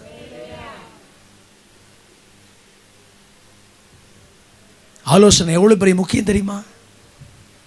ஆலோசனை கேளுங்க.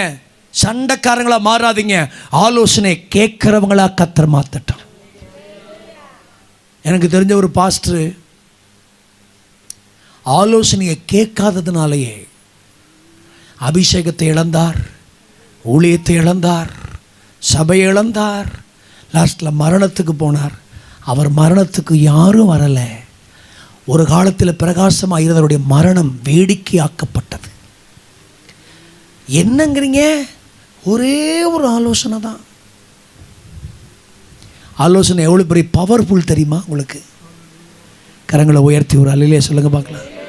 நம்ம நேற்று ராத்திரி கூட அதை சிந்திச்சு அதை கொஞ்சம் இப்படி மாற்றிக்கலாம்.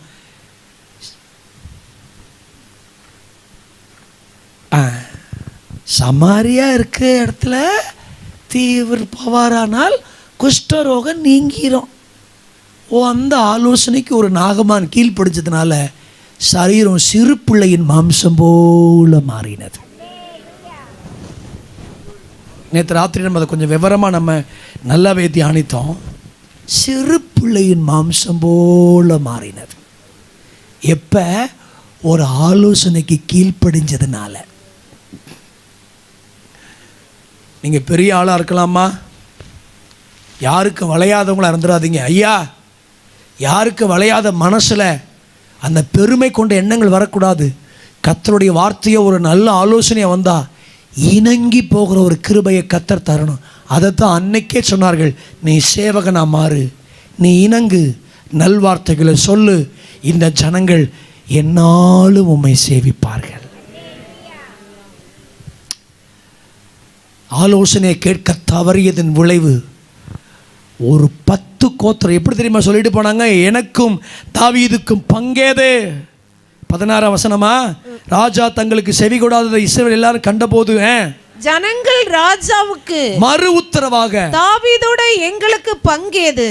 எப்படி எப்படி உழைச்சி சம்பாரிச்சு பாதுகாத்து பணங்கள் எல்லாம் கொடுத்த ஜனங்க ஒரு நிமிஷத்துல உதறிடுச்சா? எப்படி உதறிடுச்சு? எங்களுக்கு பங்கேது. கரங்களை உயர்த்தி ஒரு அலையிலே சொல்லுங்க பார்க்கலாம். அப்புறம் ஈசாயின் குமாரனிடத்தில் எங்களுக்கு சுதந்திரம் இல்லை. பாத்தீங்களா? சுதந்திரம் இல்லை. இஸ்ரவேலே, உன் கூடாரங்களுக்கு போய்விடு, இப்போதும் தாவீதே உன் சொந்த வீட்டை பார்த்துக்கொள் என்று சொல்லி. எனக்கு சம்பந்தம் கிடையாது. உன் வழி வேற, என் வழி வேற. எங்கேயாவது நீ போய்க்கா, என் விஷயத்தில் நீ தலையிடாத. ஒரு 10 கோத்திரம் பிரிஞ்சதுக்கு ஒரு பெரிய காரணம் என்னன்னு கேட்டீங்கன்னா ஒன்றும் கிடையாதுங்க, ஆலோசனையை கேட்கல. கைகளை உயர்த்தி ஒரு அலையிலே சொல்லுங்க பார்க்கலாம். பைபிள் இப்படி ஏராளமான சம்பவங்கள் இருக்குது. இன்னைக்கு நமக்கு இது தேவை. இன்னைக்கு நமக்கு இது தேவை. பாருங்க, ஊழியத்தில் நாங்கள் இருந்தாலும் எங்களால் பல விஷயங்களுக்கு பதில் காண முடியல. ஊழியத்தில் இருக்கிறோம், பல விஷயங்களுக்கு பதில் காண முடியாது இருக்கிற சமயத்தில் முதியோர்கிட்ட நாங்கள் ஃபோன் பண்ணி கேட்குறோம், என்ன செய்யலாம், எப்படி பண்ணலாம். அப்படி கேட்குற சமயத்தில் ஆலோசனை சிக்க இருக்குது. பாருங்க, ஆமீன் சொல்லுங்க பார்க்கலாம். ஆலோசனை சிக்க இருக்குது. ஒரு காரியத்தை சிக்க இருக்குது. ஒரு திருமணத்தை நடத்தி முடிக்க ஆலோசனை பண்ணுறோம், சிக்க இருக்குது. ஒரு காரியத்தை செஞ்சு முடிக்க ஆலோசனை பண்ணுறோம், சிக்க இருக்குது. கையை உயர்த்தி சத்தம் அல்லையே சொல்லுங்க பார்க்கலாம். ஆலோசனை கேட்காத ஒரு ஸ்பிரிட் யாருக்குள்ளேயாவது இங்கே உட்கார்ந்துருக்கிற யாருக்காவது இருந்தால் இன்னைக்கு அந்த எண்ணங்களை கத்த நமக்கு தரணும். ஆலோசனையை கேட்குற அநேகர் உண்டானால் சுகம் உண்டாகும். கிறிஸ்தவங்களுக்கெல்லாம் இது ரொம்ப இப்போ வர இப்போ உள்ள ஜெனரேஷன்லாம் ரொம்ப மோசம். ஒரு காலத்தில் நாங்கள் வளர்ந்த காலத்துலலாம் என்னன்னாலும் போய் ஊழியம் கட்ட தான் கேட்போம்.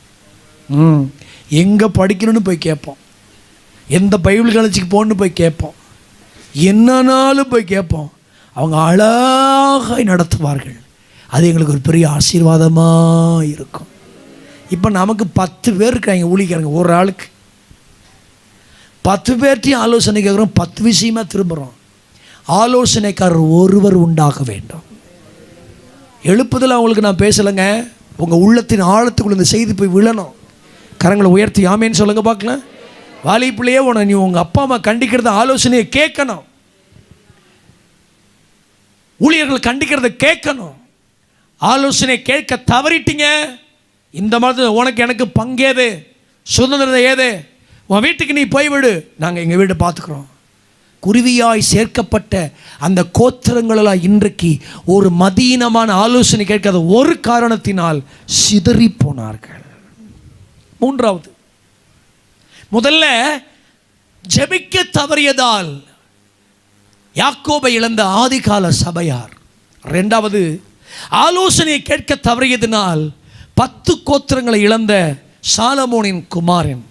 மூன்றாவது, காத்திருக்க தவறியதால். கரங்களை உயர்த்தி ஒரு அல்லேலூயா சொல்லுங்க பார்க்கலாம். 1 சாமுவேல் 13ஆம் அதிகாரம் 8ஆம் வசனத்தை வேகமா படிப்பீங்களா? அப்பொழுது தனக்கு சாமுவேல் குறித்த காலத்தின்படி. எல்லாரும் எடுத்துக்கிட்டீங்களா? 1 சாமுவேல் எங்க இருக்கு? அங்க இருக்கு. எடுத்துட்டீங்களா? 352 ரைட். படிங்க சகோதரி, ஃபர்ஸ்ட்ல இருந்து படிங்க. அவன் தனக்கு சாமுவேல் குறித்த காலத்தின்படி 7 நாள் மட்டும் காத்திருந்தான். 7 நாள் மட்டும் காத்திருந்தான். சாமுவேல் கில்காலுக்கு வரவில்லை. ஜனங்கள் அவனை விட்டு சிதறி போனார்கள். அப்பொழுது சவுல் சர்வாங்க தகன பலியையும் சமாதான பலியையும் என்னிடத்தில் கொண்டு வாருங்கள் என்று சொல்லி.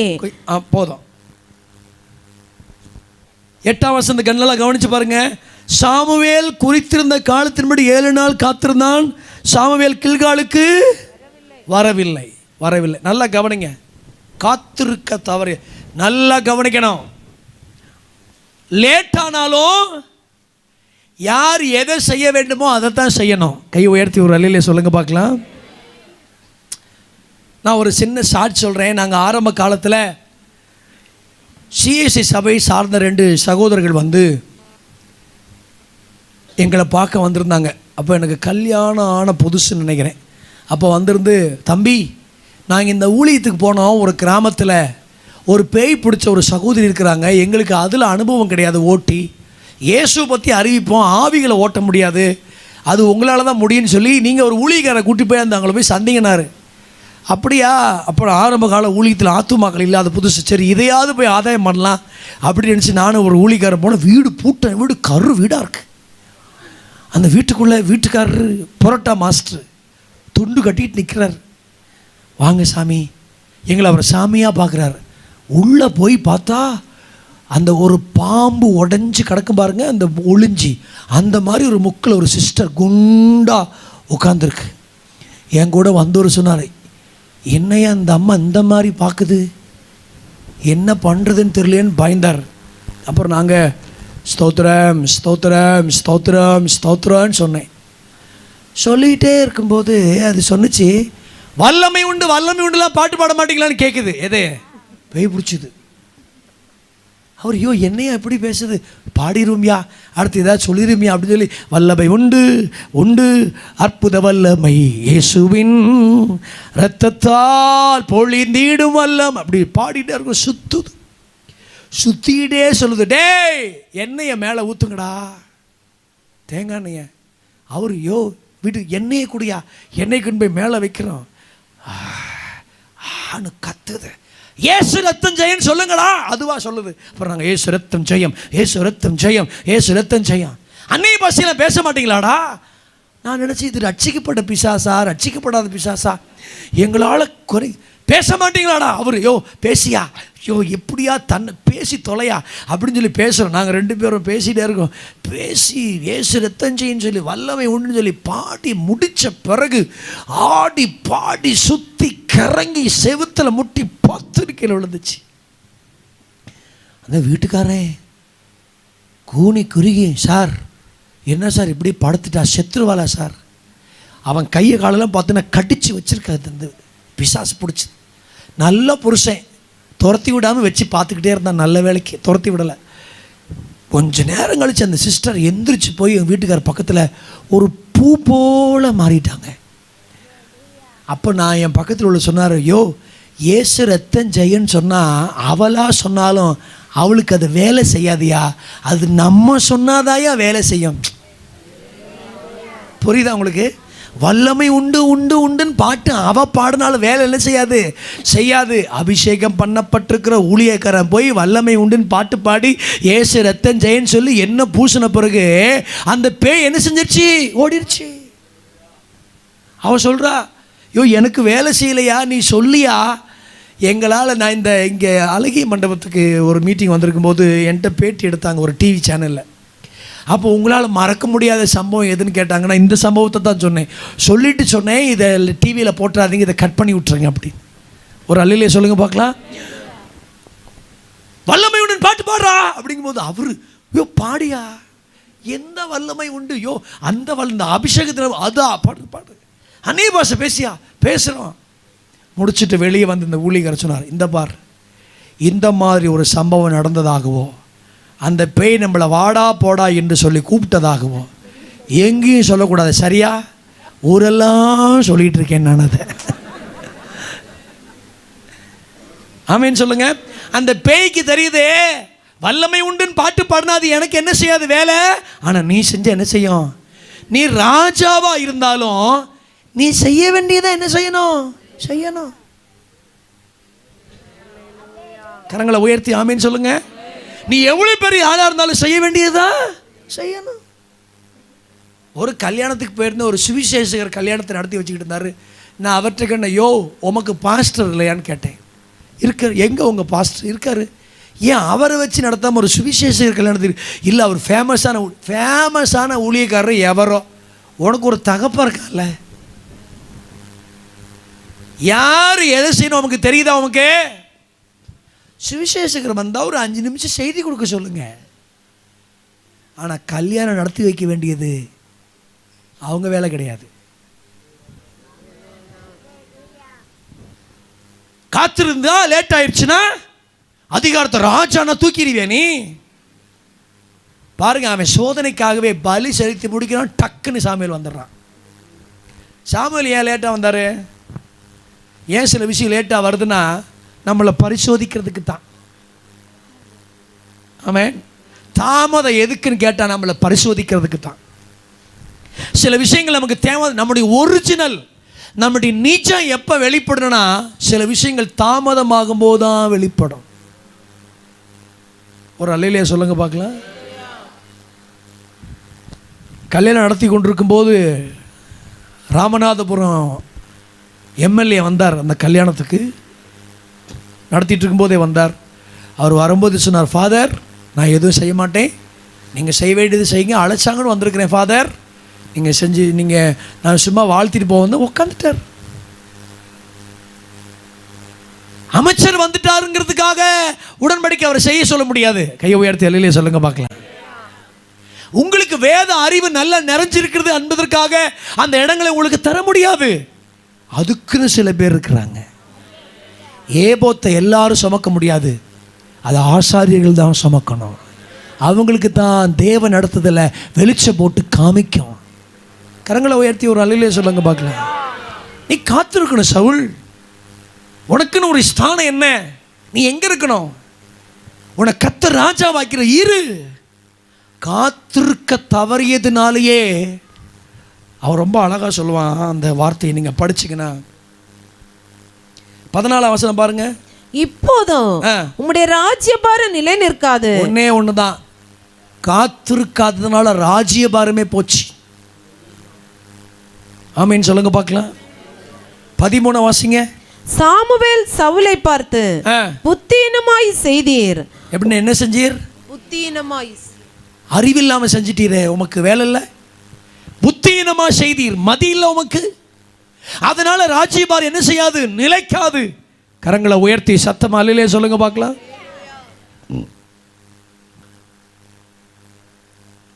யார் எதை செய்யணுமோ அதைத்தான் செய்யணும். கரங்களை உயர்த்தி ஒரு அல்லேலூயா சொல்லுங்க பார்க்கலாம். நீ ராஜாவா இருந்தா கூட பலி செலுத்திடலாமா? அப்படி செஞ்சிட முடியுமா? உமால இப்படி செய்ய முடியுமா?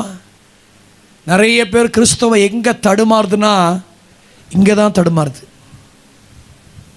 இங்கே தான் தடுமாறுது. ரொம்ப ஃபேமஸ் ஆகிட்டோம், உலகம் அறியப்பட்டவங்களாக மாறிட்டோம் அப்படி நினச்சி நிறைய நேரத்தில் இப்படி நினைக்கிறோம். ஒரு அல்லையிலே சொல்லுங்க பார்க்கலாம். சில பேர் அவங்க பாஸ்டர்கிட்ட ஞானசானம் எடுக்க மாட்டாங்க. தேசத்தில் ரொம்ப பிரபலமான ஆட்கள்கிட்ட போய் ஞானசானம் எடுப்பாங்க. அவரும் தண்ணியில் தான் கொடுக்க போகிறாரு, அவரும் தண்ணியில் தான் கொடுக்க போகிறாரு. அவர் என்ன சுடுதண்ணிலே கொடுக்க போகிறாரு? ஆமீன் சொல்லுங்க பார்க்கலாம். சுடுதண்ணிலே கொடுக்க போகிறாரு. நல்லா கவனிங்க. இந்த சத்தியத்தை நீங்கள் அறிஞ்சிட்டிங்கன்னா நீங்கள் போக வேண்டிய ட்ராக்கில் அழகாக ஓடிக்கிட்டே இருப்பீங்க. உங்களுக்கு எந்த பிரச்சனையும் வரவே செய்யாது. சில இடத்துக்கு உங்களை முக்கியப்படுத்துகிறாங்க என்பதற்காக அவர்கள் செய்ய வேண்டிய கணத்தை நீங்கள் முந்திரி கொட்ட மாதிரி செய்துவிடக்கூடாது, செய்துவிட முடியாது. ஒருவேளை உங்களுக்கு அனுபவம் இருக்கலாம், கர்த்தருடைய சமூகத்தில் அங்கீகாரம் இருக்காது. அங்கீகாரம் முக்கியம். அனுபவம் இருக்கட்டும், அதை விட கர்த்தருடைய அங்கீகாரம் வேணும். இல்லை என்ன ஒரே வார்த்தை சொல்லிட்டான், ஏன் அவன் காத்திருக்க தவறிட்டான்? 3 விஷயங்கள். 1, ஜனங்களை பிரியப்படுத்த. 2, தாமதத்தினால் காத்திருக்க மனசில் ஒரு அவசரக்காரன்.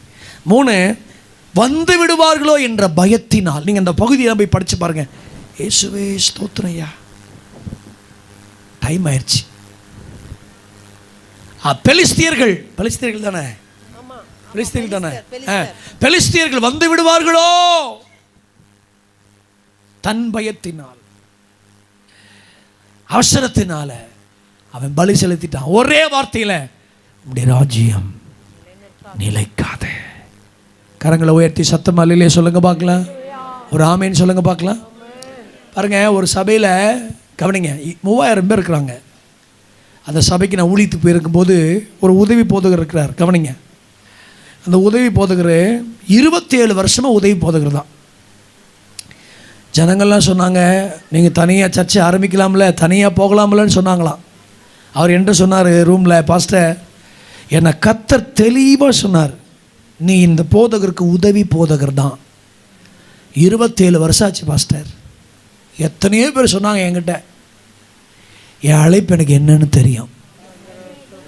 நான் அப்படி போனால் தான் இன்றைக்கி வரைக்கும் என் ராஜ்யபாரம் நிலைநிற்பதற்கும் எங்கள் குடும்பம் ஆசீர்வதிக்கப்படுறதுக்கு ஒன்று தான், கர்த்தர் எங்களை எதுக்கு அழைச்சிருக்கிறாரோ அந்த பாதையில் நேராக போய்கிட்டே இருக்கிறோம். கரங்களை உயர்த்தி சத்தமா அல்லேலூயா சொல்லுங்கள். அவங்கள பிரியப்படுத்த, இவங்களை பிரியப்படுத்த, இவங்கள பார்க்க, அவங்கள பார்க்க எங்கள் ட்ராக் என்ன செய்யாதுன்னா மாறாது. காத்திருக்க தவறக்கூடாது. ஆமேன்னு சொல்லுங்க பார்க்கலாம். யார் செய்யணுமோ அது அவங்க தான் செய்யணும்.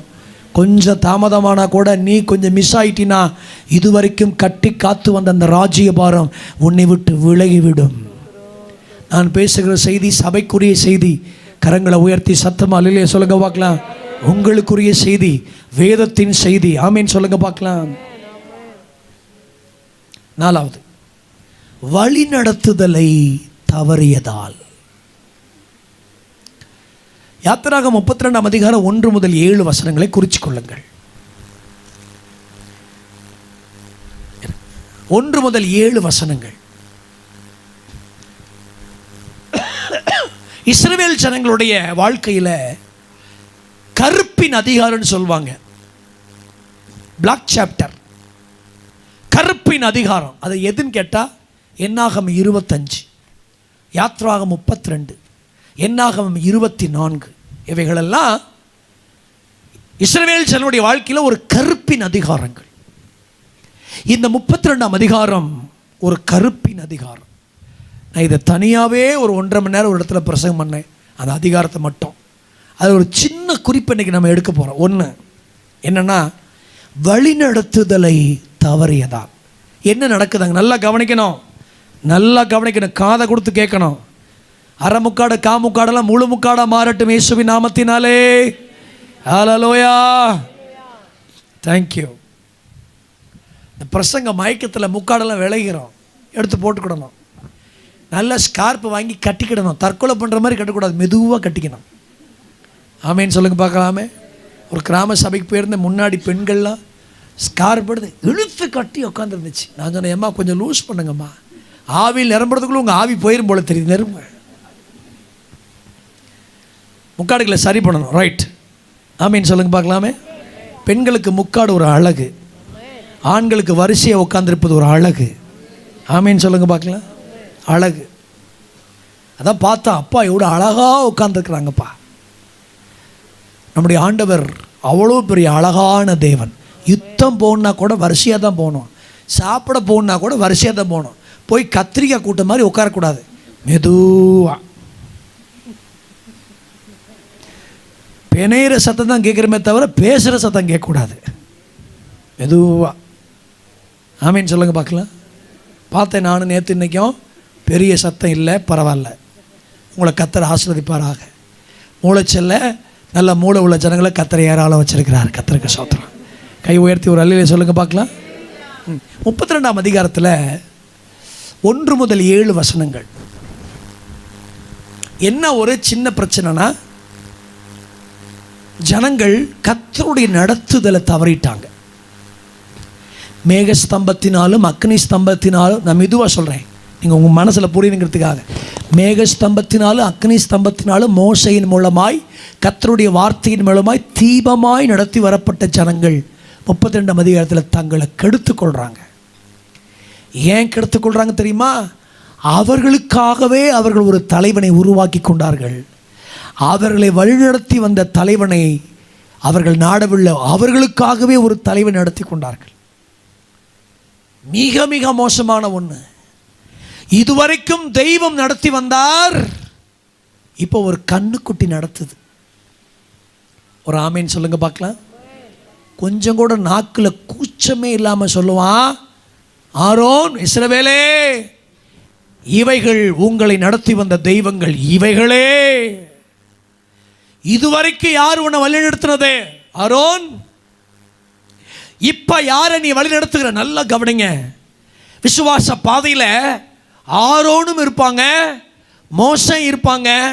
கண்டுபிடிக்க வேண்டிய பொறுப்பு உங்களுடைய பொறுப்பு, என்னுடைய பொறுப்பு. நீங்கள் ஆரோன் பக்கமா அல்லது மோசையின் பக்கமா?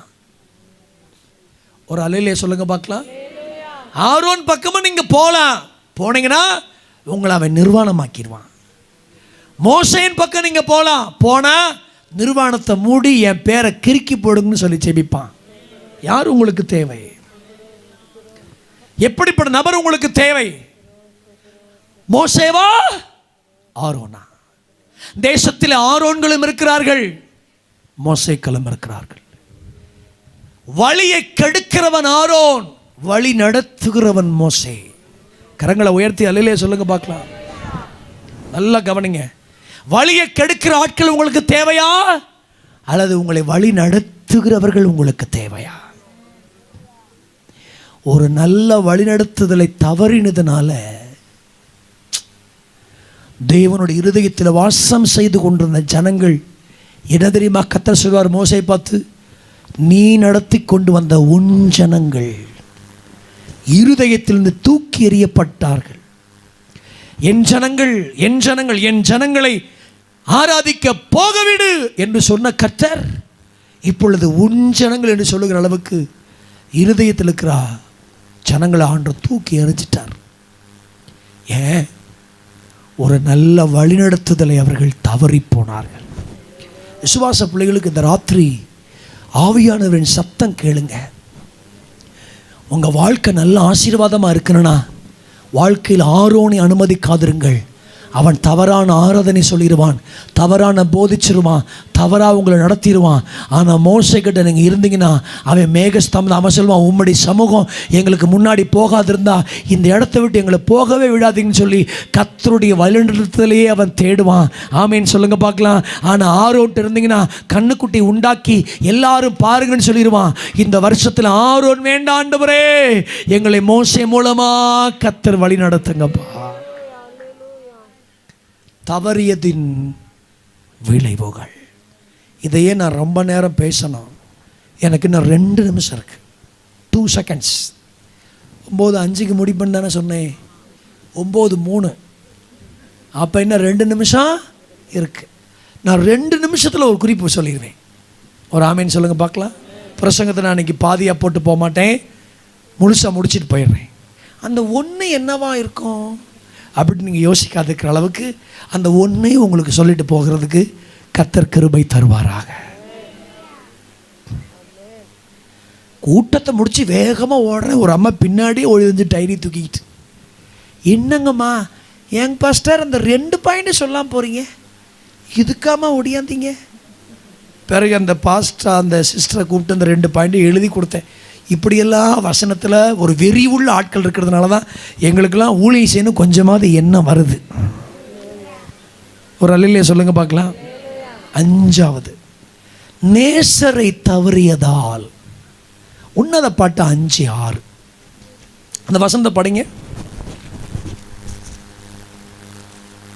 என் நேசருக்கு கதவை திறந்தேன், என் நேசரோ இல்லை, போயிட்டாரு, போய்விட்டார். பிறகு அவர் சொன்ன வார்த்தையால். ஏன் போயிட்டாரு? ஏன் போயிட்டாரு கேளுங்க, பக்கத்தில் ஏன் போயிட்டாரு கேளுங்க. ஏன் போயிட்டாரு? உன் கொழுப்பு, உன் கொழுப்பு, உன் கொழுப்பு. 4 வசனம் படிங்க. என் நேசர் தமது கையை. 3 வசனம் படிங்க. என் வஸ்திரத்தை கலற்றி போட்டேன். 2 வசனம் படிங்க. நான் நித்திரை பண்ணினேன், என் இதயமோ விழித்திருந்தது. எப்படி அழகா சொல்றா பாருங்க அந்த அம்மா. நித்திரை பண்ணிட்டாலும் இருதயம் எப்படி இருந்துச்சா? விழித்திருந்தது. அப்புறம் படிங்கம்மா. கதவை தட்டுகிற என் நேசரின் சத்தத்தை கேட்டேன். தட்டுறாரா? பல வருஷமா தட்டிட்டு இருக்கிறாரு. அப்புறம் படிங்க. என் சகோதரியே. என்ன மாதிரி கூப்பிடுறாரு பாருங்க, சிஸ்டர். என் பிரியமே. ஐயோ பிரியமே. என் புறாவே, என் உத்தமியே. நீங்க இங்கிலீஷ் பைபிள்ல போய் படிச்சு பார்த்தீங்கன்னா மை லவ்வே மை டவ்வேன்னு இருக்கும். இங்கிலீஷ் பைபிள்ல போய் படிச்சீங்கன்னா மை லவ்வே மை டவ்வேன்னு இருக்கும். பிரியமே, புறாவே, உத்தமியே. கதவை திற, என் தலை பனியினாலும் என் தலைமயிர் இரவில் பெய்யும் தூறலினாலும் நனைந்திருக்கிறது என்றார். என் வஸ்திரத்தை கலற்றி போட்டேன். இந்த கொழுப்பு பார்த்தீங்களா? கொழுப்பு. அவரே சொல்றாரு, கதவை தட்டுறாரு, உத்தமையங்கிறாரு, அவருங்கிறாரு, இவருங்கிறாரு. தெரனா என்ன சொல்லுது அந்த அம்மா? வஸ்திரத்தை என்ன செஞ்சிருச்சான்? கலற்றி போட்டேன். ஏன்னா பெண்கள் ட்ரெஸ் பண்றதுக்கு அவ்வளவு நேரம் அன்னைக்கும் ஆயிருக்கு. ஏன் ஆராதனைக்கு லேட்டாக வர்றீங்க பிரதர்? அவளை சொல்லுங்க பாஸ்டர். நான் வேற ரெடியாக தான் இருக்கேன் பாஸ்டர், அவளை சொல்லுங்க. நான் எப்படி அதை திரும்ப உடுப்பேன்? அடே அப்பா, உடுத்தி வித்து ஆண்டவருக்கு உடுப்பேனா? எப்படி உடுப்பேன்? அப்புறம் என் பாதங்களை கழுவினேன், நான் எப்படி அவைகளை திரும்பவும் அழுக்காக்குவேன் என்றேன். இவன் வெள்ளைக்காரி கிடையாது, கருவாச்சி.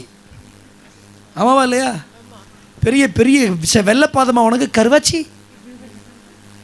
அவளே சொல்றால 1:6 தானே, நான் கருப்பா இருக்கிறேன். எப்படி இருக்கிறேன்? கருவாச்சிக்கு கொழுப்பு பார்த்தீங்களா? அம்மா நான் வந்து சூளமெத்தியால சொல்கிறேன், நீங்கள் என்னைய எது ஒரு மாதிரி பார்த்துட்டு இருக்காதீங்க. உங்களை அவளுக்கு பார்த்தீங்களா கொழுப்பை? எப்படி பாதத்தை என்ன செய்வேன்? அழுக்காக்குவேன். என் நேசர் தமது கையை கதவு துவாரத்தின் வழியா நீட்டினார். இத்தனை பேசி துறக்காத இந்த கடின இருதயத்துக்கு அவரா உள்ள கதவை தோண்டி வாலண்டியரா திறந்து, அப்பொழுது என் உள்ளம் அவர் நிமித்தம் பொங்கினது. இப்பதான் பொங்குது. என் நேசருக்கு கதவை திறக்க நான் எழுந்தேன். பூட்டின கைப்பிடிகள் மேல் என் கைகளில் இருந்த வெள்ளை புலமும் என் விரல்களில் இருந்து வாசனை உள்ள வெள்ளை புலமும் வடிந்தது. என் நேசருக்கு கதவை திறந்தேன், என் நேசரோ இல்லை, போயிட்டாரு. அவர் சொன்ன வார்த்தையால் என் ஆத்துமா சோர்ந்து போயிற்று. அவரை தேடினேன், அவரை காணவில்லை. அவரை கூப்பிட்டேன், அவர் எனக்கு மறு உத்தரவு கொடுக்கவில்லை. நகரத்தில் திரிகிற காவலாளர் என்னை கண்டு என்னை காயப்படுத்தினார்கள். நேசரை தவற விட்டதுனால அடி. சொல்லுங்க பக்கத்துல, நீங்களா ரட்சிக்கப்படலனா சொல்லுங்க. ரட்சிக்கப்படலனா சொல்லுங்க. இந்நேரம் போய் சேர்ந்திருப்பீங்க. கர்த்தருக்கு ஸ்தோத்திரம். ஆமாவா இல்லையா? நேசரை தவற விட்டுட்டா ஒருத்தி.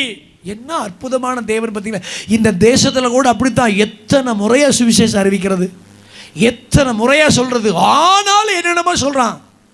அவரும் சொல்றார், சகோதரனே சகோதரியே, குடியை விடு, மனம் திரும்பு, கள்ளக்காதல் பண்ணாத, மனைவிக்கு துரோகம் பண்ணாத, வேசித்தனம் பண்ணாத, விபச்சாரம் பண்ணாத, லஞ்சம் வாங்காத, தப்பு செய்யாத, தப்பா போகாத, சந்தேகப்படாத, ஆண்டவருக்குள்ள வா. இந்த உலகத்தில் இருக்கிறது எல்லாம் மாயின். எத்தனையோ தடவை, எத்தனையோ முறை கூப்பிட்டாலும் நிறைய காரணங்களை சொல்லி படுத்தே கிடக்கிறோம். பார்த்தாரு ஆண்டவர், போயிட்டார்.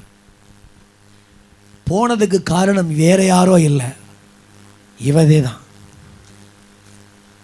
எருசலேமே எருசலேமே, கோழி தன் குஞ்சுகளை கூட்டி சேர்த்து கொள்ளும் வண்ணமாக உன்னை எத்தனை தரமோ கூட்டி சொல்ல வகை பார்த்தேன், உனக்கோ மனதில்லாமல் போய்விட்டது. இதோ உங்கள் வீடு பாழாக்கப்படும். அந்த வசனம் அதோட முடிஞ்சிருச்சு. என்ன நடந்துச்சுன்னு சொல்லி சபை சரித்திரத்தை போய் படிச்சு பாருங்க. ஏன் ஆண்டவர் இப்படி ஒரு கூக்குரல், எருசலேமே வந்து நீ என்கிட்ட சேர்ந்துக்கா அப்படின்னு ஏன் தெரியுமா கர்த்தர் கூப்பிட்டாரு? இவங்க ஒழுங்கா மனம் திரும்பாததுனால, கர்த்தரை தவற விட்டதுனால, ஆண்டவரை ஏற்றுக்கொள்ளாததுனால, சபை சரித்திரத்தில் போய் படித்து பார்த்தீங்கன்னா யுத்தம் வந்து ஒரு குதிரை மூழ்கி ஓடுகிற அளவுக்கு அந்த தேசத்தில் இரத்த ஆறு ஓடுனுச்சு. பிளட் ரிவர், இரத்த ஆறு ஓடுனுச்சு. ஒரு குதிரை மூழ்கி ஓடுகிற அளவுக்கு. பார்த்தீங்களா? அதனால தான் சொன்னார், உன்னை எத்தனை தரமோ, எத்தனை பிரசங்கத்தின் மூலமோ, எத்தனை கூட்டத்தின் மூலமோ உன்னை சேர்த்துக்கொள்ள நான் வகை பார்த்தேன், உனக்கோ மனதில்லாமல் போயிற்று. நேசரை தவறியதின் விளைவுகள் காயங்கள். கரங்களை உயர்த்தி ஒரு அலையிலே சொல்லுங்க பார்க்கலாம். நான் சொல்கிறேன், வருஷந்தோடு நடக்கிற கூட்டம் நினைக்காதீங்க. ஒவ்வொரு வருஷமும் இந்த கூட்டங்கள் நமக்கு பல வாய்ப்புகளை உருவாக்கி தந்து கொண்டே இருக்கிறது. கிறிஸ்துவுக்குள் பலப்பட, அபிஷேகத்தை புதுப்பித்து கொள்ள, வசனத்தில் வளர, வருகைக்காக ஆயத்தப்பட, வேதவாக்கியம் இப்படி சொல்லுகிறதா என்று ஆராய்ந்து பார்த்து நம்ம நற்குணசாலிகளை மாறுவதற்கு தான் இப்படிப்பட்ட கன்வென்ஷன்களை கர்த்தர் நமக்கு ஏற்படுத்தி தருகிறார். தவற விடாதிருங்கள். ஒரு அலையிலே சொல்லுங்க பார்க்கலாம். தவற விடாதிருங்கள். எதற்காய் பிடிக்கப்பட்டேனோ அதை பிடித்து கொள்ளும்படி ஆசையாய் தொடர்கிறேன்.